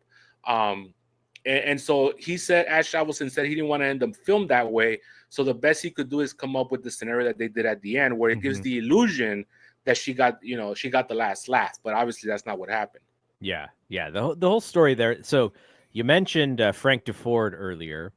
Yeah, our boy Frankie DeFord. That's right. Frank DeFord wrote a story about Mildred Burke that I think Dave said went in the National, or maybe it was in Sports Illustrated, but Dave actually republished it in, I think it was the 1990 Observer Yearbook, and he just republished it again in last week's Wrestling Observer newsletter. And Frank DeFord was into the Mildred Burke character, and he actually writes. So if people don't know the story of Mildred Burke and Billy Wolf, they are married, but they're not like romantic. Like Billy Wolf is, you know, screwing around with the other wrestlers, because that's kind of, you know, what he did. And, you know, that was part of the gig, I guess, was he would sleep with them, and if they slept with him, then they would be pushed, and if they didn't, then they probably would. So it was like terrible stuff like that. But anyways, his son, who is something like 7 years Mildred's junior, his son actually starts having a romantic relationship with Mildred. Right. And he and Mildred, or he wants to marry Mildred, and the dad's like, no, like that would make us laughing stocks. Like we have to kind of keep the kayfabe, right? Like we can't, you can't embarrass me by doing this. And so what happens is Mildred says that she's not going to lose to his I forget the woman's name, Stuart, Norma, whatever, whomever the chosen champion was. Right. Mildred said no, and Billy Wolf beats her up. Now in the movie, he does not. It's only Billy Wolf. In real life, and this is where DeFord's kind of turn of drama, he writes that the person who helped the dad, or helped Billy Wolf beat her up, was G-Bill, who was the person that she was being romantic with. So he Right. turned on Mildred, and then he ends up marrying June Byers, which is a crazy scenario. So the DeFord has like this, like he's telling this story, and I'm just like, oh my gosh. And then he hits me with that piece of information, which I didn't know until I started. And there was like a lot of subtlety in that direction in the movie, right? Which is weird because they never really pay it off, but again, they had very limited time. Like you see the middle of the movie where that romance is kind of building, and then it just stops when the dad tells him you can't do it. And these are not spoilers because it's all in the book. Yeah. But then later on, he's just like magically married to June Byers at the main event scene in the movie. The way that they make you believe is that they say that Billy Wolf sort of wanted him to be with June because he was too involved with Mildred, and so he wanted him to, like, you know, kind of get into June, and so she helps him because he's in a car accident. She helps him get better. Like, the idea is that Billy kind of set it all up, but I don't know if that, I don't think that part is true. Maybe it was. I don't know. I will tell you what one of the things that kind of bothered me in the film is because they were trying to make it with 2025 eyes. Is this kind of like feminist take of Mildred Burke, but I feel like it got stuck because when you're trying to make that film from that time, obviously she got manipulated a lot by Billy Wolf, right, and whatever was going on with her as well. So it was weird because you had this juxtaposition of like she's trying to be this feminist, this, you know, self-made woman, but then on the other side she's very subservient to Billy Wolf. And I think that created this weird dynamic on screen where it's like you have to go one or the other. Either you tell a true story or you kind of, you know, you magnify her feminist qualities, but don't do both. And I think he got stuck trying to do both. And at times it almost made me feel like she almost healed on me because I was like, why are you allowing this? Mm-hmm. You know, because you've already shown me you're better than that by your actions, by being this independent woman promoter. But then there's a scene where like he just kind of like just puts her down and she just goes with it. And I get it because the script got stuck because they were trying to like serve a couple masters. They were trying to serve the real story and also 2025 eyes. So that's one of the things that I would take some points away from. They used the Bischoff line, controversy equals. I heard that. And I was like, that guy's gonna he's gonna get so much content out of that, you know. And then they had the line. They had Billy Wolf do the Scott Hall Bad Guys promo from his Hall of Fame speech. Yeah, for people like me and you, that comes off like super cheesy. Like, I was like, come on. But you know what? People that are not into wrestling, that's a cool line. Yeah, it is a cool line. It was a cool line when Scott said it. I was like, what the hell? This dude is still on fire. But when I saw it, I was like, come on, bro, are you kidding me? But he's supposed to be this very charismatic guy who, you know, is a good promo. One cool thing that I did like, again, there's so much subtlety in this movie that I love, is Jack Pfeiffer he's credited as bringing the spectacle to wrestling, right? Mm-hmm. So the pressers are like promo time. Yeah. So I love how they would actually cut promos in the press conferences. That was cool. Because they don't like spoon feed that to you. It just there's like a throwaway line with Jack Pfeiffer early in the movie, and then later on you see them actually cutting promos. I thought that was pretty cool. Yeah. All right, that is a good book too. I'm not finished with it, but it is very well researched and so much information from that time frame. I'm rereading Death of the Territories right now because of this. Do you like that book? I like it. I like it. I don't know how factual it is, but I mean some of the and I know all the stories, but I really like how he makes everything kind of linear, you know? Yeah. So the Dave told me when he read it, he said it is very well researched, but the problem is it is written from the perspective of somebody who is learning about this stuff, not someone who lived through it. So he doesn't have the context of what was going on during that time. Right. Because I've also tried, I myself am trying to write a fiction book on that part of professional wrestling. So I'm getting inspired because he's giving me like this outline. Mm-hmm. You know, who's important, who's not important. It's just so hard because I would have to create a fictional character to guide us through all these drama of all these promoters and wrestlers, you know. So that's kind of that's the hard part about trying to piece everything together and write like a novel inspired by that part of the history of professional wrestling, because that's so interesting to me. I mean, it's like, again, we've talked about it, it's like being part of the mob.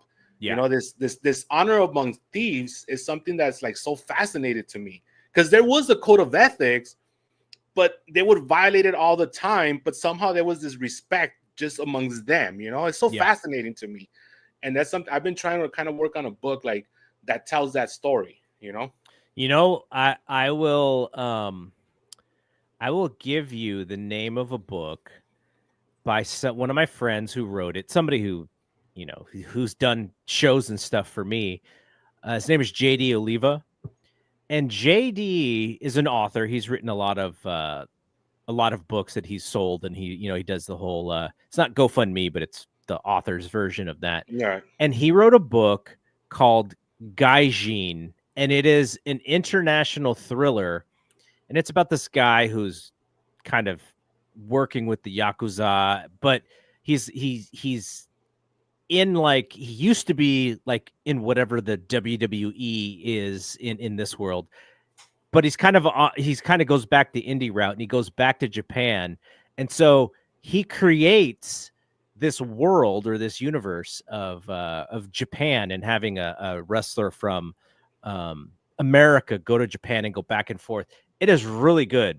I'll put it also in the show notes for this show. But if you want to, because if you're looking for something that kind of structures this stuff in an interesting way, it is called Gaijin, Gaijin, and it is by JD Oliva. He sent it to me, gosh, before it was released, and then I think I had him on a show or something. We talked about it, but it's fantastic. Like, it really gets into the nuts and bolts of, like, trying to, like, what you're trying to do, trying to create structure around, like, a world or a wrestling universe. Mm-hmm. So I think you would actually get a kick out of it. Yeah, no, I'll check it out. Yeah, for sure. Okay, cool.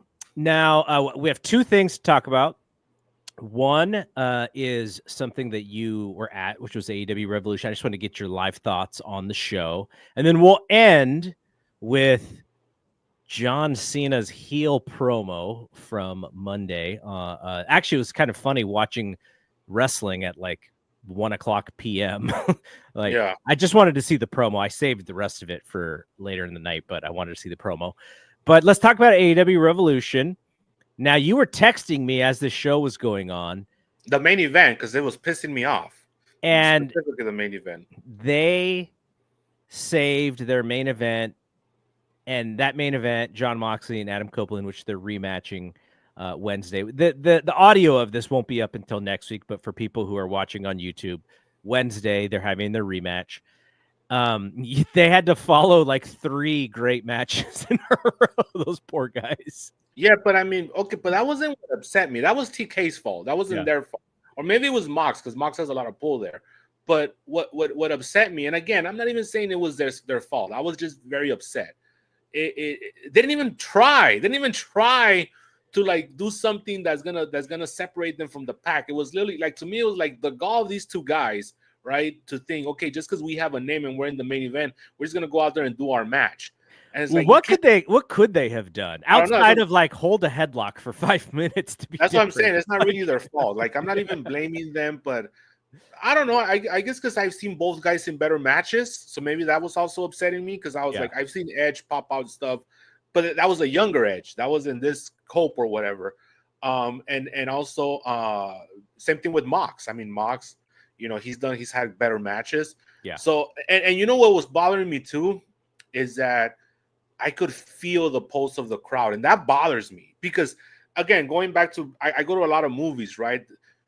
There's nothing worse to me than being in a movie theater that's full with a movie that's not getting over. Yeah. Because I could feel the people losing interest. I don't know, man. That's my superpower, to feel all these emotions from people. What was that? What happened at the latest Captain America? Did you see that one? Yeah, but it was kind of, that was more like just indifference, which is kind of scarier than just feeling the frustration. Yeah. Of course I saw that one. Yeah, I was there opening night. But with Revolution towards the end, Like I could feel the people like getting restless. It was restless more than anything. And I was like, God, do something. Like these guys are professionals. Why don't they try anything to get them? They have tricks, right? They have tricks, but I mean, to their credit, the last 3 minutes got them back in. But it was like, damn, bro. Especially because we're coming off like one of at least my top 3 that I've been at live of all time. Mm-hmm. You know, I was there when Shawn Michaels tapped out Kurt Angle at WrestleMania 21, and as I was 24 at that time. That you can replace that feeling that I had, because I knew how Shawn could be, right? We all knew. Mm-hmm. You know, he's a guy that wasn't doing a lot of jobs. Yep. Even when he found religion, he still wasn't doing a lot of jobs, and he would still find ways to get out of doing jobs. And so I'll never forget when Kurt Angle had him towards the end of that. And it was a great match. I was like, no way, because I was thinking he's gonna. And when he tapped, it's like you just get flooded with emotion. So being at the Crypto Arena, Revolution was in my top 3, but it's not gonna be number 1. But man, what a great night of wrestling! I took my brother, who's a casual fan. Yeah, he was like, he couldn't believe what he saw. He was like, and you know, Will Ospreay got over with him. Yeah, Swerve Strickland, the other ones that you would think. And what that tells me is that these guys have the capability to be top guys. They're not just like indie darlings. You know, they're not just, oh, well, people will say, oh, well, these guys are they just cater to like the marks that are on the internet. No, man, these guys are they have the presence to be more than that. You know, my brother was captivated. He was like, you know, I can't believe what I'm seeing. Like, where have these guys been? Yeah, you know. Did he like the cage spot off the top of the cage? Yeah, he was there taking pictures with everyone else. And he's my brother's 30 years old, so he's from a like generation before me, maybe a couple generations. So he was also very much into like that Boom guy, AJ Boom guy too. Yeah. He knew that guy. I don't care about that guy because I'm old, and I didn't even know who he was, but that guy got over huge there. And my brother who just went unadvertised, he didn't know the card. He knows WWE. Yeah. As soon as that guy came out, he popped out his camera and he was taking like, you know who this guy is? And he's like, yeah, of course. And so I was like, okay, TK, I mean, he did what's good for business, because that guy's over with a lot of people that are not wrestling fans. Does he like the little kid, the little chubby boy, the Rizzler? The Rizzler, especially because he was dressed like Orange Cassidy, which was wacky. And then it was a great night. And you know what it was too? Again, like I said earlier, it reminded me of what it used to be. We don't see that in WWE now.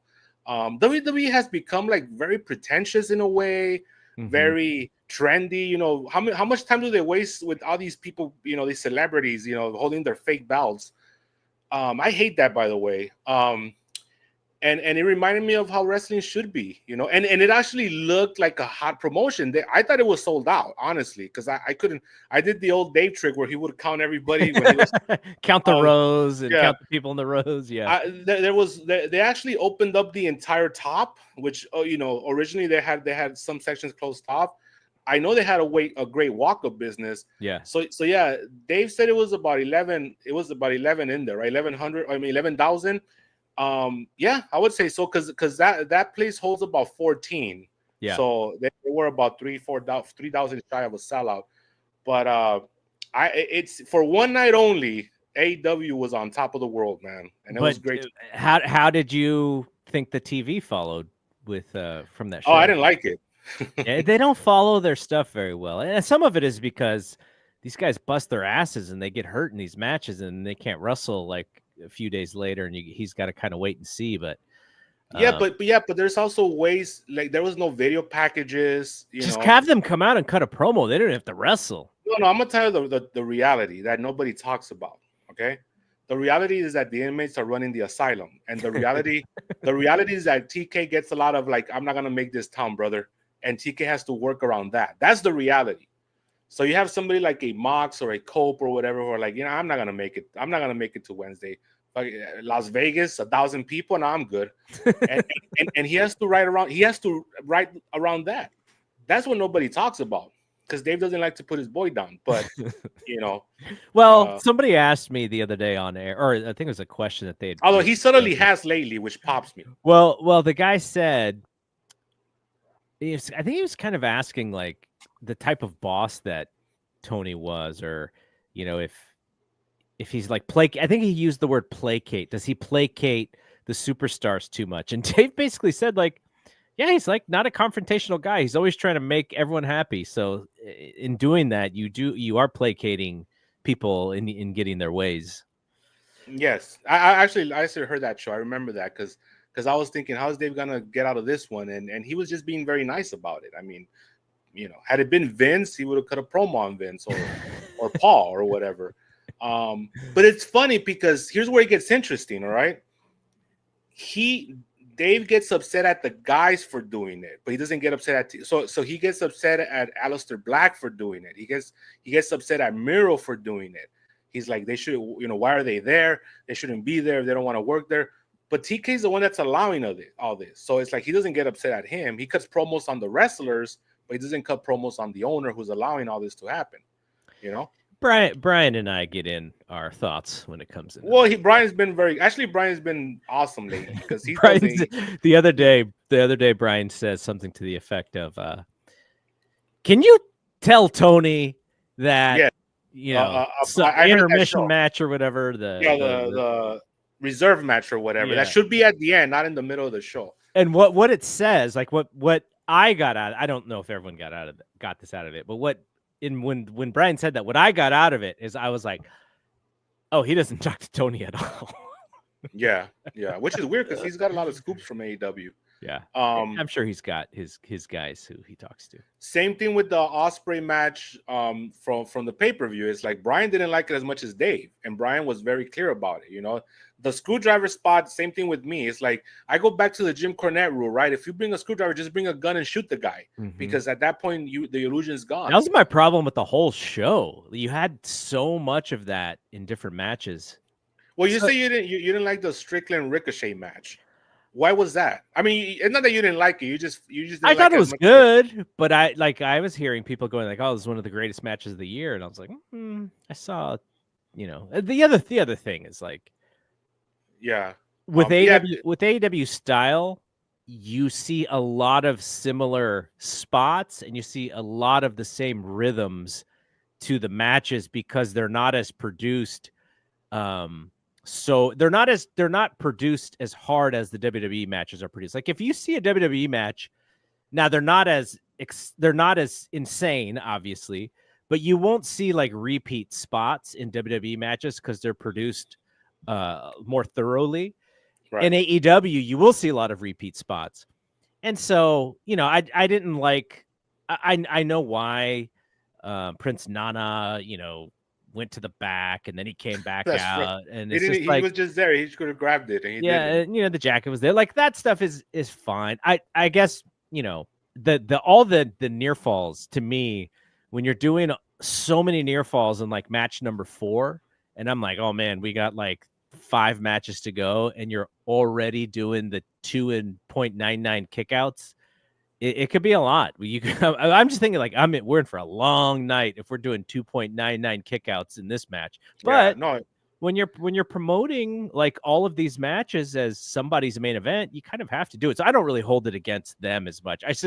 I know what my patience is with stuff like that, and I like to see that in like the important matches.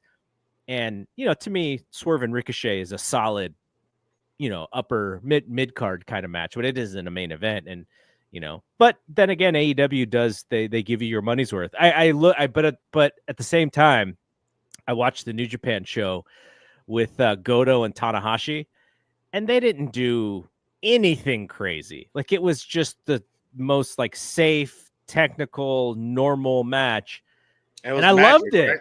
It was magic. Yeah. I friggin' loved it. I was like, 2 masters. That's the stuff that I like. But I also understand, people who like, a lot of the over the top stuff. I think if I was to say my biggest criticism for AEW matches is the trying to fake out the fans about when the finish is. Like, I Yeah. think sometimes they're missing the mark when it comes to when the finish should be, is because they don't want the fans to anticipate it, because they want the fans to be surprised. And sometimes I think it just goes too long. That would be my major criticism. Otherwise, I enjoy most of that stuff just like everybody else. Right. No, you're right, and I agree with you 100% with everything you're saying. That's not the style that I like either. I actually like a lot of that variety kind of circus thing that Dave completely hates. Like I because I've shared this with you. Like I love that because I'm thinking more of the escapism of it. Like I don't want to think about my problems right now. Yeah. And so to me, that's why that Johnny Knoxville match versus Sami Zayn. Sami Zayn. because it was awesome because everybody was into it, and then they buried it. Which he never gave a rating to because he was covering his own ad. To this day, that match does not have a rating. Because he's like, what I want to give it, I'm gonna get a lot of pushback on that, so I'm just not gonna give it anything. But yeah, no, I think a variety show is the best way to go right now. I think WWE has the product that I connect with the most right now. You get the great storytelling, the great soap opera. Right now, we have great wrestling. I just don't like the price gouging. I don't like the fact that you get 4 matches per show. I don't like that downtime. That's clothes go out of style, just waiting for the next match. Yeah. It's like I think my daughter's gonna get 2 more rings before we go to the next match. Without Mookie Betts in Japan playing there, they're going to be playing here in like 5 hours. The thing that I keep my eye on everything because I'm covering the business every week with Dave, and so I have to pay attention. But the one thing I'm going to keep a close eye on is because I'm interested in how closely TKO straddles that line, that President Trump line with WWE, because UFC is like way over that line. Yeah, he's there, guest of honor. It's kind of hard to watch a UFC show these days, unless you're, very right leaning, near MAGA leaning. Right. WWE has tried to stay in the middle as much as they can, and I've started to see some leanings of late. And that's something I'm keeping an eye on because, one of the things that's different about the two audiences, UFC started as like a frat boy kind of thing, right? When it got popular, it was like heavily Caucasian, heavily frat boy audience. Now, they do have a ton of different cultures now because of all the different international fighters. So it is really like mixed, but WWE has really catered to middle class, lower than middle class historically. But now they are catering to what you said, which is a much higher income bracket. And I don't know how long until that trend wears off and they may have possibly turned off some of those other fans. That is something to keep an eye on, but we don't know because this is like new. This is brand new to their business. They've never been this hot in this way before. Like maybe from a pop culture perspective, 1984, 85, 1998, pop culture was way different back then, where you could sort of be bigger than life. And now everything is so niche, they will never get that hot. But in their niche, they are probably hotter than they've ever been. So that's something that I'm keeping an eye on. Yeah, for sure. And what's different this time around is that it's like these people are in a trance. Like they just take everything, whatever's given to them, you just take it. Can I have some more, please? It's like even if it's not good, they're just gonna. So at other times, there's been some sort of pushback to that. Now it's like, I'll pay $700 nosebleeds for WrestleMania. Okay, give it to me. And so they're not gonna stop. They're just gonna go higher and higher and higher. Yeah. And you're right. They are leaning more towards that kind of crowd. And we'll see what happens. I mean, they have Linda. Linda's in the cabinet, so and I know she's not really with Vince anymore, but she's part of that circle still. Her kids are there, or one of them is. Her job is to get rid of her job. That is what Donald Trump said that she's supposed to do. You are supposed to eliminate the need for your Department of Education. Yeah. But you know what, and I'm just gonna say this. I'm not gonna go too much because this is a whole nother conversation. I think our society is going more right leaning. There's things that are more acceptable. Um, I remember when Elon Musk on X, he started making fun of that, that Nazi salute that he did or whatever, and he started putting puns like Nazi puns, and people were going along with it, and I'm like, this wouldn't happen like a year ago. It wouldn't happen. Yeah. And people are just going along with all these puns, and he's what this guy. I don't know how he has time to be on X, first of all, but he's just putting all these puns, and I'm like, that scared me, man, because I'm like, people are sheep, and our culture is always going to be controlled by whoever they see as the de facto leader in that time, and right now Donald Trump's the leader, and we're seeing what we're seeing. So it's a cultural shift more so than it is like a wrestling shift, I think. Yeah, totally. What is the saying from Animal Farm? 4 legs good, 2 legs bad. Like, yeah, that's where we're going. that's right.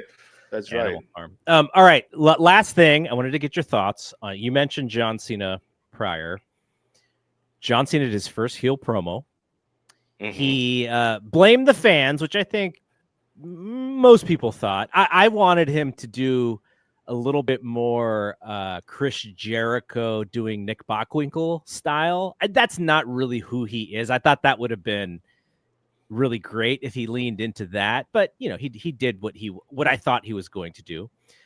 His delivery and his ring presence, all that stuff is always great because that's why he is who he is. I'm not sure that was the best follow-up for what the story was, which is he joined The Rock and he joined the Final Boss and all the things that The Rock brings to the table. This was more about him like trying to tell the fans why he had reason to do that. So we have tons of time until WrestleMania. I'm sure I think he's booked for the next 3 weeks, so he's going to be around. But what did you think of the promo, and were you happy with this extension of the storyline? I have mixed feelings about the promo. I think for this audience, it's going to work. Yeah. I checked in with D, and he was, over the moon with this because that's yeah, I would have. And unfortunately, the correlation is that it's a very lowbrow entertainment.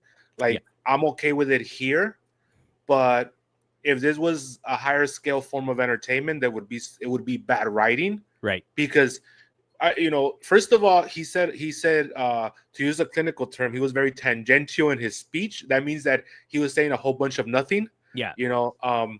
I remember when I was in grad school, they told us when you're doing a presentation, make sure you stick to the facts. Don't try to use these big fancy words, and then at the end of the day, you didn't say anything. Yeah, people think it's like rhetoric, like you're just yeah.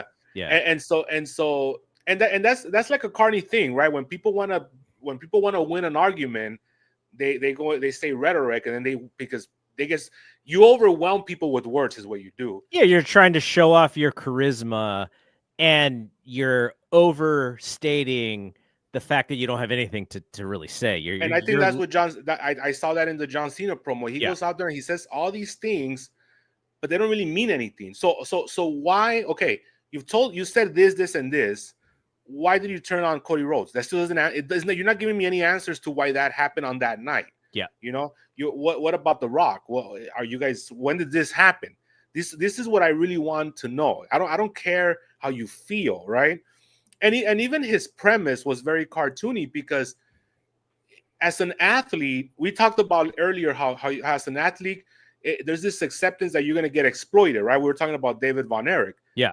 His premise is also faulty logic because as an athlete, he knew that they were going to use him or whatever. And he's also forgetting the fact that they made him a millionaire, and I get it. He's a heel, but his logic is faulty only in that it comes off as him being very childish. Yeah. Like the John Cena that we know would have thought about that. And that would have been part of his decision making, whether or not he was going to turn heel or turn on Cody. This John Cena comes off as this guy who woke up one day and just wanted to pout. He was very pouty. He's like, "Oh, they didn't like me," and then another little plot hole is that they've actually liked you over the last few years. Yes. So why does this turn happen now? He's more over in these last 2 years than he was since he became John Cena. Yeah, Yeah, so that didn't really make sense. Like, why now? Right now, you're on the other side of the hump. You're like you're beloved. So you're actually self-sabotaging yourself here by going backwards now. So that part I wasn't okay with. But again, thinking as a booker, this is gonna work for this audience. So I'm okay with it. Like Yeah. whatever, Again, if I want something a little above the surface or whatever, I go watch something else. This is fine for this. So, because it also could have been worse. He could have done the whole thing where he comes out and he just doesn't say anything, which I hate when they do that. So we'll see. We'll see how it is, how the follow-up is when The Rock comes back. They have to still explain that motivation if they ever get to it. I didn't like the fact that there was no pull apart because Cody got his eardrum busted. I thought I thought the whole buildup for Cody was like, I see you, we're fighting. And then he decided to walk down to the ring and slap hands and get in a promo war, which I thought Cody was awesome in. I think Cody came off as a bigger star by the end of that thing, just by like he had all the answers for Cena. But yeah, you're right. Like I was just like, why isn't this dude wanting to fight him? Yeah, and I get it because sometimes a baby face is supposed to show more restraint, right? Because they have ethics and it's the old adage of like, I'm not going to become the monster that you are. So I'm going to respect you and give you the space. But then there's also like a thin line between that and being a chump, right? It's like, when do you fight back here? Like, well, I mean, it's the Jey Uso conundrum right now, right? He just keeps getting his ass whipped over and over. And I was like, man, after the Rumble, this dude was the hottest guy in the business. And now maybe he's like number 5 again. Yeah, but I was always against that. I thought he shouldn't have never won. I still say they should have got with Roman and Seth, and they should have got with Punk and Gunther. That would have been great for me. But they decided to go this way, so whatever. Also, he almost turned on himself with that blown spot where he almost landed on his head with on that missed dive.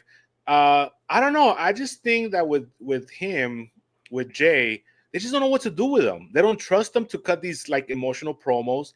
And it's almost like they just didn't think this through when they gave him the shot, and so now they're stuck. And every week we're gonna see him get choked out or not choked out. Yeah, the one thing I think, if you could say the name Vince McMahon on WWE TV, I think that would have been compelling for Cena. And the reason why I say that is because, as I do this stuff with Dave, I kind of learn what some of the wrestlers think about that time frame in their career. And some think that Cena becoming the Vince puppet and the, kind of the company man that he became. Because if you remember, the John Cena that came through was very young. He was edgy. He was doing like all these dirty jokes on people. And then when he became the guy, he became like the clean cut, almost to the point of where he wouldn't really say much anymore. Like, not, he would, very little edge to him. And some people think that him being the cookie cutter babyface kind of doled out the popularity of wrestling a little bit, because he changed who he was to just be what Vince wanted, which is, we want the brand to be the draw and not the singular wrestlers. And so, some people fault him for that and for the demise of the popularity of wrestling. So if he could have channeled that, I thought that would have been really brilliant. Like, I came on the scene as a young man, and then I went, this is kind of the Rocky 3 thing. I became the champion, and I was like really the face of the company. And, I lost my edge, but I had to keep doing what I was doing because that's what was working for the business, and that's what was working for my career. And then, of course, what happens? Well, they're looking for the next John Cena. That person becomes Roman. That person becomes Cody. That's what I'm pissed off at. I'm pissed off that Cody is the next chosen one, and I still feel like I could be the guy. And like, that's where I would have gone, like, creatively. Right. Yes. But like, that's a little bit of a different story than they're telling with this whole final boss, like, goofy movie star thing. But again, what's the motivation? See, your story has motivation. His story is just a bunch of rhetoric that doesn't. It's all over the place. Feelings. What do you mean feel? Like, you know, how do the fans use you? It's trying to be fancy, right? They're trying to get deep with their storytelling, but it's actually very empty. Yeah. You know, and so they could course correct. Like maybe they have 3 weeks because he's got a weird schedule. He's going to be on for the next 3 weeks, and then he's got 2 weeks off before Mania, so he's not even going to be in the go home show. Hopefully, they cut some stuff like, you know, that they could play, or they video pack. Yeah, they could do the satellite thing, you know, whatever, all that stuff. But yeah, so I don't know. I also think because this Mania is right in the middle of the month, it's the build up. They didn't. They're like an extra 2 weeks. so a lot of. I feel like we're getting burned out on all these angles, you know, and it's like they have to hold it steady for another month. Think about it, another month. Holy shit. Like, and we've already seen so many things play out. So how are they going to stretch it out? This is where things get dangerous, where people start getting ran over, and you know, you see trucks hitting ambulances because they start getting. They're like, how do we spice this up? We've already done everything in ring, but because one of the things that we're starting to see a lot that I'm starting to get burned out is all these brawls, man. That seems to be in both companies. Both companies. That's the way that they get there. Yeah, those pull-up parts are getting played out. But yeah, I don't know. I'm not really very excited for this WrestleMania card. I will admit that as a fanboy, I had my own card in my head that they didn't really give us. You know, I had like Cody versus Dwayne, you know, or at very least Roman versus Dwayne. You know, stuff like that. You know, I had Punk versus Gunther, stuff like that. But whatever. I mean, even now, we'll see what they do. I just hope they don't give us a 4-match per night. I don't think they will. They have too many guys that need matches. I think they'll at least be 6 or 7 a night. I think, and we'll still get our 4-hour show. You know, we'll see what happens. I put in for a credential for Saturday's show. I didn't want it for both. I just wanted it for one. And I don't really care about going to WrestleMania because, you know, we've been to our fair share of WrestleMania. So if I don't get to go, like, no biggie. Yeah, I don't really care. But I do want to see kind of how the media handles WrestleMania. Like, I'm very interested in that process on the media side. So we'll see if I get in. I don't know. They may not like my. It's gonna be the same thing. They gotta play nice, you know. There's so many questions they could ask now. They could ask a question about Vince every time out, and they never do. Well. So the reason why I think I might not get a credentials because I've been very outspoken about how I think these post show press conferences are just frauds. They're just shams. Like, I don't want to go. Like, I want to, because what they did last year is a chosen few were allowed to go into the press conference, but if you were not picked, they kept you in the press box until the press conference was over. So you couldn't even leave. They like captured you. And so if I get to go, I kind of want to scoot out of there during the main event so that I don't get stuck, because I don't want to go to the press conference anyways. Like, that's just not, it's to me, it's like a journalist saying, okay, I agree to being part of the act and I don't want to be part of the act. I don't even care. So I want to get out of there, but I've been pretty vocal about that. So I don't know if they'll even. So you're saying that you can't leave even if you like the main event's over, even if you're not allowed to go. They trapped people. I don't know why. Maybe they thought people were going to try to sneak into the press conference, but they held people hostage. I mean, I was getting texts from people who were being held hostage. And those things go for at least an hour, man. You know? Yeah. So what are you gonna do? They just sit there as the stadium is emptying out if there's nothing going on anymore. Like, it's just no, it doesn't sound fun. I don't know. So we'll see. But if I don't get it, no biggie to me. Like, I'm fine. But I just want to. I'm very interested in the process of the machine. You know, the kind of how WWE does it and how they, you know, because it's a whole thing, right? Like, it's the show and it's the people and it's making that thing sure it's run and it's time cues and it's where do you put media? How do you treat media? Are people going to cheer for their favorite wrestler when I'm there with the rest of the press and I'm going to turn around and go, what the hell? What's going on? I'm going to guess yes, because I saw some videos last year. But it was just like when I kind of was when I did MMA media for Strikeforce back in the day, and you would see someone like Nick Diaz, you know, who'd just been through like a crazy fight. He's like holding this cut, like he still hasn't stopped bleeding, but he's the man of the people. And he walks in the thing and you just see people start clapping. I'm like, where am I? This is like the Twilight Zone. This is not supposed to happen. But Yes. so I imagine that's how WrestleMania will be too. Yeah, but that I think that's entertainment media in general. You're supposed to play that game, you know. Yeah. Whenever they have these red carpets, I mean, you can't. It has to be a fluff piece. You can't ask real questions, you know. Oh, so how do you relate to the Ant-Man character? Do you see Ant-Man in yourself? You know, yeah. Well, I wake up. You know, it's bullshit. You know, and that's how it is with wrestling. Yeah. Totally. Triple H always says the same thing.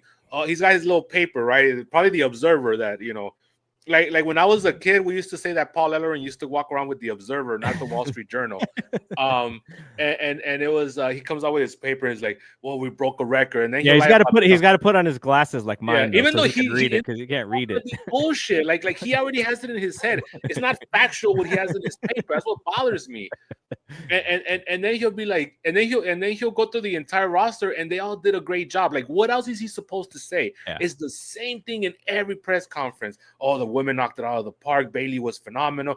And I was like, bro, like, be honest. Like, honestly, they haven't had a disappointing house yet. So he every presser that he's done, they've had successful shows. Like, they haven't had the hottest shows. I remember there was the what was it? The SummerSlam in I think Cleveland. it was SummerSlam. Was it? Yeah, that wasn't that good. Or something. It didn't seem like it was that good of a show.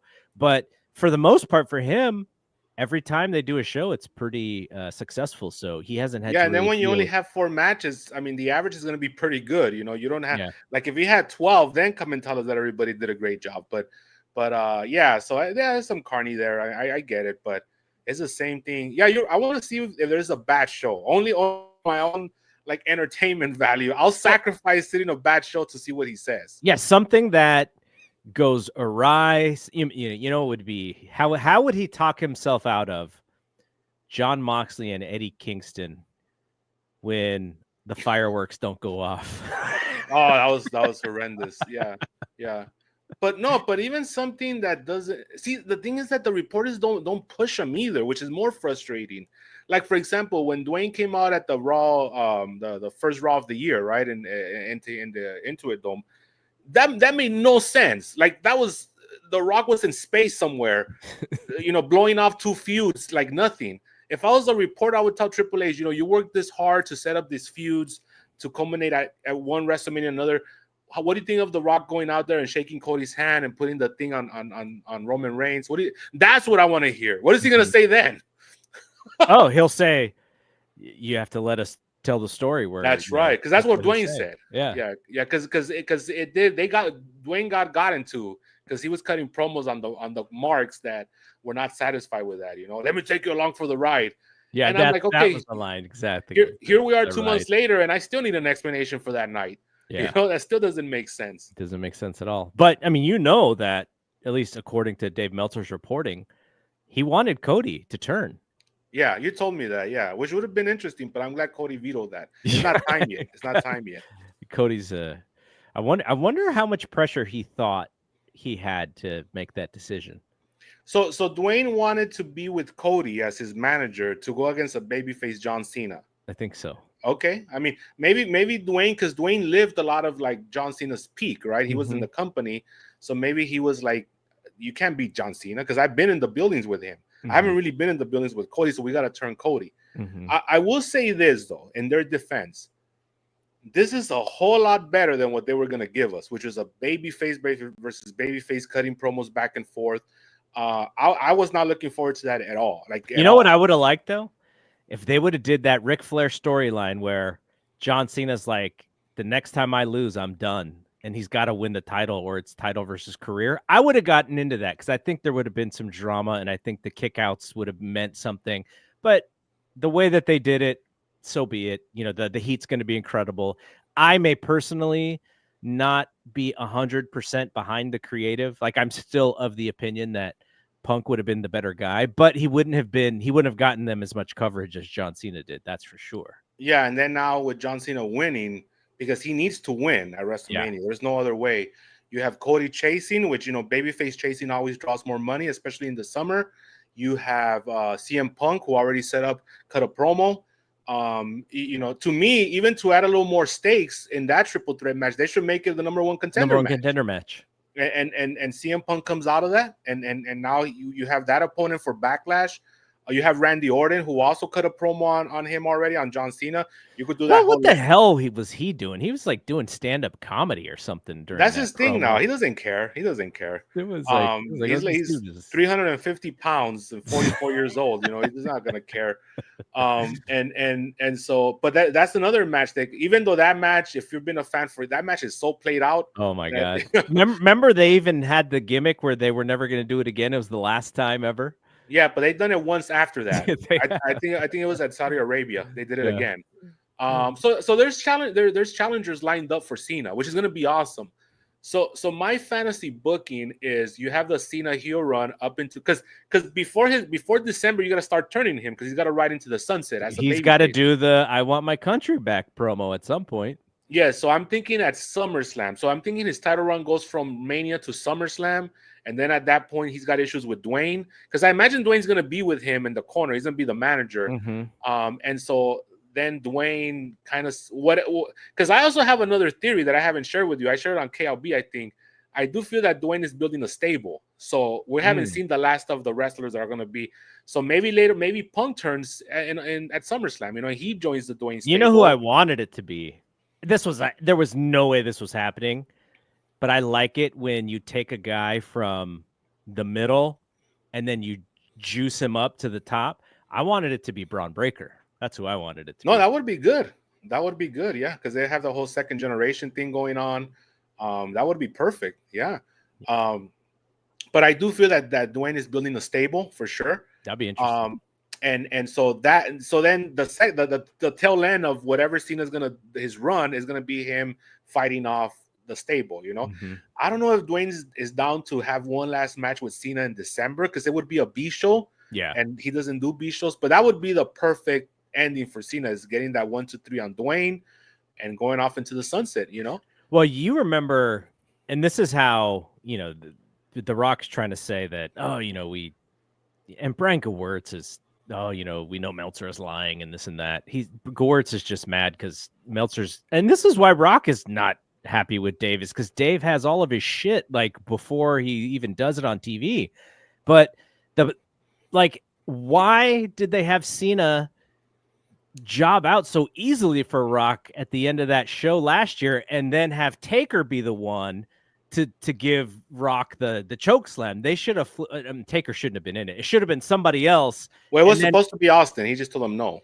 Oh yeah, I know. But if they were really thinking this far ahead, then Cena could have been the guy to take out The Rock, and then they could have played into that. But they had The Rock do the honors for. I mean, they had Cena do the honors. Yeah, for the Rock bottom. That's right. And we got to see poor John's bald spot head, which I heard was gone, by the way. I didn't see on Monday, but I heard he doesn't have it anymore. So maybe he went to the MJF. Maybe hair transplant or something. The Cy Sperling. That's from back in my day. I do hope we see a John Cena babyface again, because now this wasn't his best acting, but I think my favorite John Cena movie role is Ricky Stenicki. Oh, he's great in that. I love that movie. The movie runs out of gas. It does run out of gas about, I would say, the third act. Because it's like a 2-hour movie, bro. And it's like no comedy should ever be 2 hours. But it's a great movie. I love that movie. He's actually a good comedic actor. He's got another one called Jackpot it's on Amazon. Is it good? It's pretty good. Yeah. Oh, no way. Okay. And yeah, he's got quite a few that he's got that one with Jackie Chan that nobody knows about. That's on Netflix. That came out about 3 years ago. It's like an action movie. Is that good? I mean, I liked it. It's watchable, viewable. Yeah. I'm like Dave. I always watch all these wrestlers' movies. Even Dave Bautista's like B-level stuff that he's. Hey, I saw what was The Condemned? That was Austin. Cena's was The Marine. Yeah. I saw both of those. But you stopped right there. You didn't go into The Miz with The Marine. I did not go to The Miz ones. Or Ted DiBiase Jr. No, I did not do that. And then Randy Orton did 12 rounds. What was the remember the amateur wrestling movie that Cena was in? Yeah, I forget the name of it, but yeah, I remember that one. That was the WWE Studios movie. I think so. I I think saw that with my kid and his buddy, but first weekend we had to go to the budget theater already. yeah. And they Well, don't even for have budget theaters anymore. That's how long ago that movie was. yeah, but yeah, they went out of business. That's sad. A lot of them here now they went out of business too. Um, but yeah, that was back when that was probably one of John Cena's first movies that he did. Oh, it might have been his second one after The Marine, if I think Right. about that. Yeah. Yeah. And then he did that one with that one girl. I forget her name, but the blonde comedian. It was like Yeah. a cameo. Yeah. He did that one. They just did it so that he could be naked and having like That's right. impressive sex and physical Yes. sex with her, The which one that was which was kind of the Dolph Ziggler story, the Nick. That's right. I Nemeth was gonna story. say the one that Dolph Ziggler was plunking That down. was the That's real right. life Dolph Ziggler, Nick Nemeth. And then he got into some big stuff though. He was in the Tina Fey, Amy Poehler movie. I forget Yeah. the name is. He was in that, and then he was in Cock Blockers, which was pretty funny. That was the first one where I saw this guy's got talent. I was Yeah. laughing, and that was a really good movie. And you know that he and The Rock have to do some inside joke about basically Dwayne getting the boot from the Fast and Furious franchise, and then in the next movie, John Cena's in it. Yes, There's got to But- be some inside lines about that. but in the last one, they're both in it. They're both in So, it, yeah. You know, So and that's the thing. That's like a guilty pleasure of mine. I love that series because faster, yeah, me too. it's completely absurd at this point. They're in space somehow, but I'm thinking, when are we gonna get the last one? Because this dude's doing WrestleMania and coming out on TV. So he's not doing. I know he's got Moania reshoots, which is I think is the reason he couldn't wrestle at WrestleMania. But other than that, he's got nothing going on. And I'm like, What about the Smashing Machine? He just finished it. Yeah, when is that coming out? That's coming out in May. Okay, I'm interested in that. He They kind of looks goofy as. But why Mark him? Woodson, though? Why is he getting an autobiography? Like, he didn't do anything. He worked at the Grand Prix 2000 in Pride, and he had that crazy girlfriend, and that's it. That's the story. You know, it had to be somebody that Dwayne respected for whatever reason, and he has the power to make these. He watched that same Smashing Machine, that we watched. What about? Okay, we'll get out of here on this. We're talking about a lot of movies, but I'm actually interested in what you think about this because Jonathan Majors, who was in Creed 3 and was all of a sudden becoming the dandy of Hollywood, and he so much so that MGM was going to create a Creed universe television show spinoff about him. He gets cast as the new big bad in the Marvel franchise as Kang. That's right. And then it comes out that he has an abusive past with a significant other. And so then I'm at the movies to see Queen of the Ring, and lo and behold, I see the trailer for Magazine Dreams, which is his bodybuilding movie that was been shelved for like 2 years. Right. And so they finally have a release for it. And then just 2 days ago, they got audio of him admitting to strangling his girlfriend. Yeah, he's one of those guys that gets it in his own way, you know, and it's been like that.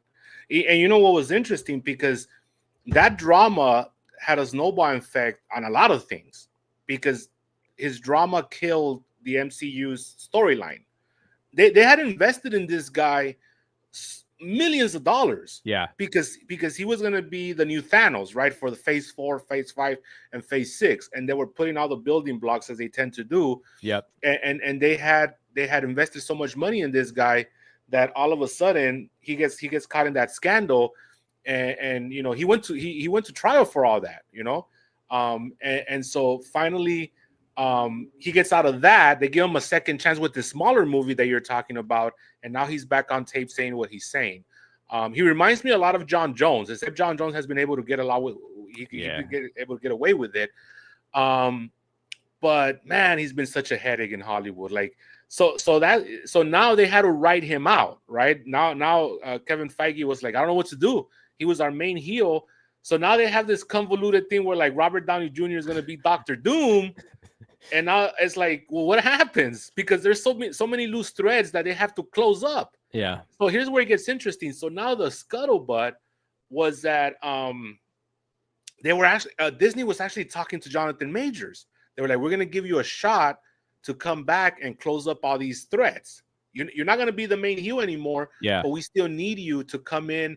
And I don't know if have Dr. Doom squash him or whatever's going to happen, but it was a sign of good faith for Jonathan Majors to say, okay, right?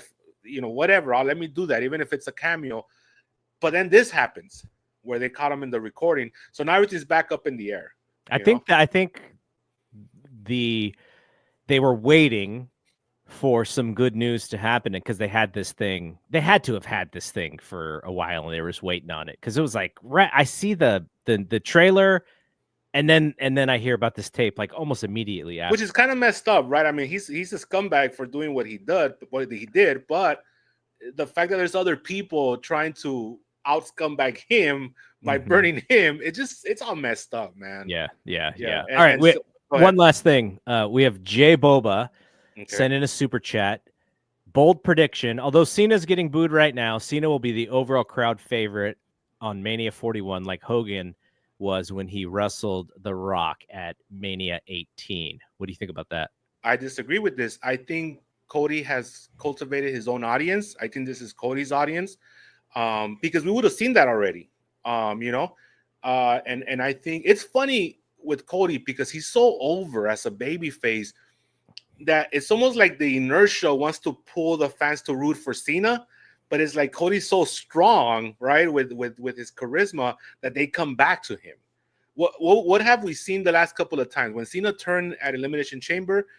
People cheer for Cena because it was a happening. Yeah. But then it's like it's against Cody, so no, fuck Cena, right? Yeah. Same thing on Raw on Monday. It was like go Cena sucks, that whole back and forth. And then as Cody's presence started to take shape, it was all for Cody. And then they were booing Cena.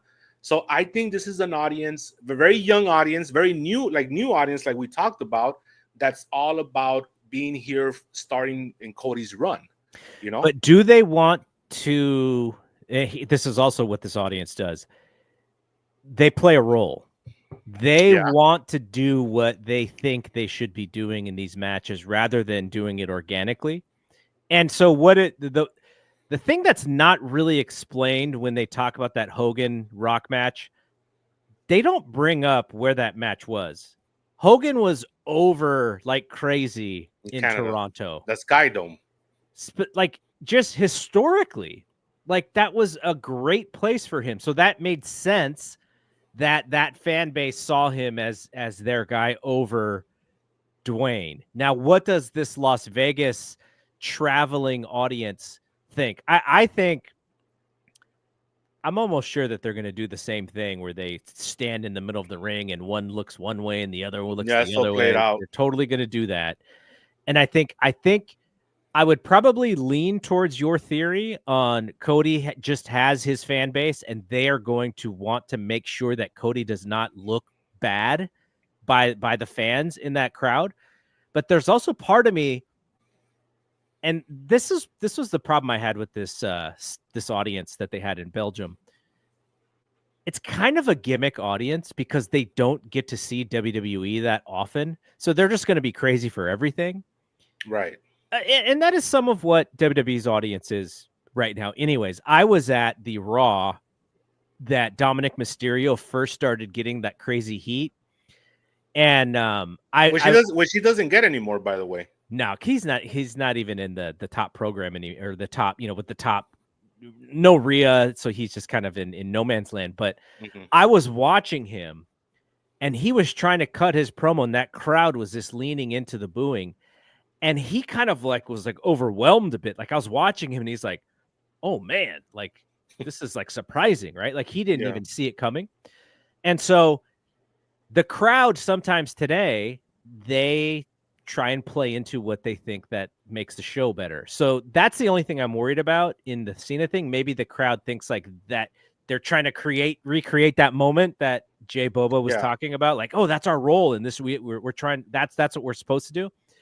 I kind of believe what you're saying though in Cody is that the fans are really protective of him and they want to make sure. There's been some moments like in the KO matches that there were some cheers for KO because he's been there for a long time, and so there are some people who I would worry a little bit about Cody working to where maybe Randy Orton may have to turn heel before he has a match with Cody, or you could see sort of the same thing. Yeah, because I'm cheering for Randy.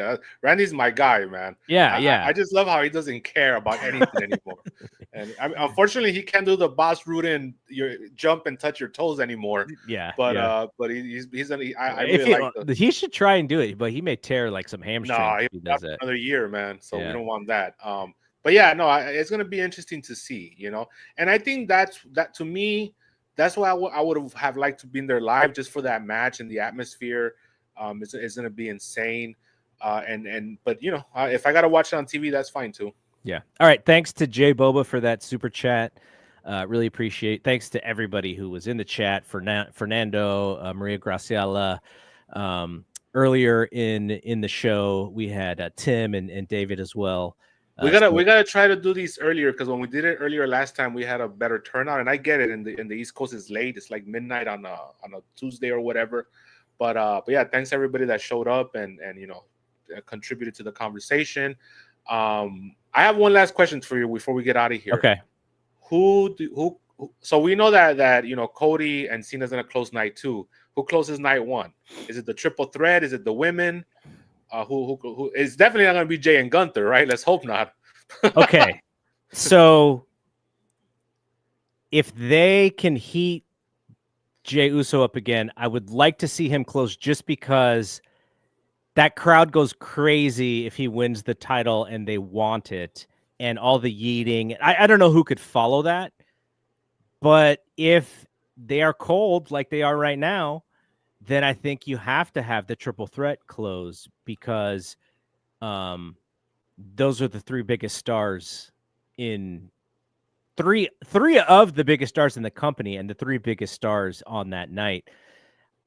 There could be something around Io if she is somehow the underdog and the champion and people don't believe that she can win and she does win somehow, like especially if she was to beat Rhea.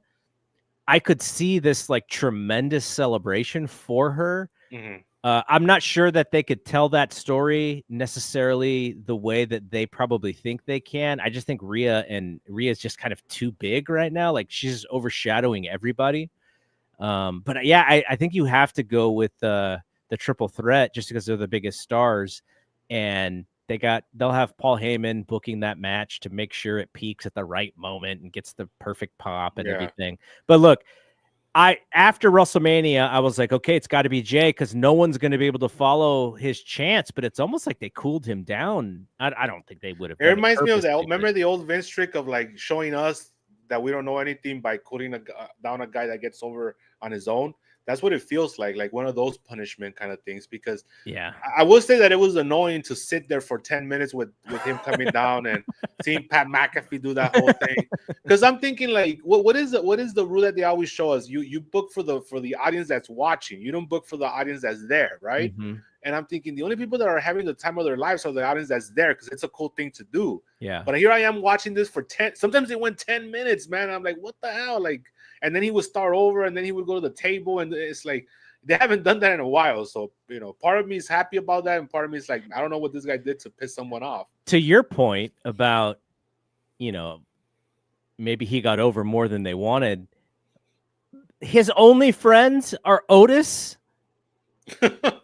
Yeah, and I think that's it. Not even Akira Tozawa. Yeah, Otis and Tozawa, I guess. But it's like Otis is the guy who he's like slapping hands with the back. He's got a twin brother. His twin brother, he's not going to come help him out. Well, I think, like I said, we got a month. So I think I would like to see Gunther versus Jimmy, as a warm-up match. Yeah.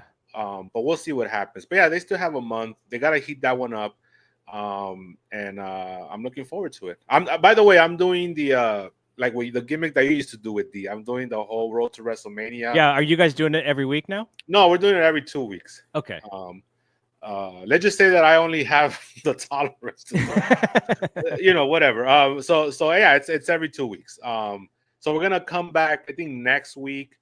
That's the reason why I took it easy. I just had Dr. Pepper today because I'm not gonna kill myself to show. Yeah. Because I just go for broke on our show. So yeah, so I'm looking forward to that, just week by week. So when you and I come back, it'll probably be post WrestleMania. Maybe because it's in the middle of the month. Maybe. Well, so it's actually about 4.5 weeks from right now. So yeah, let's do that because like we have we're gonna have so much to talk about. We'll have our perspective, and then we'll have the F4W convention stuff if anything happens there, and which could be fun to talk about. And back in the day, I would have been a little bit worried about getting in trouble, but we're mature, right? We're not going to get in trouble. We're not going to go crazy like back in the day. But yeah, so we'll be back post WrestleMania with the next episode of this show, and yeah, so this has been fun. I had a blast. I liked the balance of staying in 84 and then bringing it back current. There may be some months coming up where we do more 84 just because there's more news, but right now, with the way that Dave's writing, there's not a whole lot to take up a full show, so it's good to have the balance. Plus, I don't usually get to talk to you about this, what's going on now, so I'm always interested in that. Yeah, so thank you for having me. We'll see you next month. All right, so for myself and for Draven, thank you to everybody who was hanging out and checking us out. We'll see you when we see you. Peace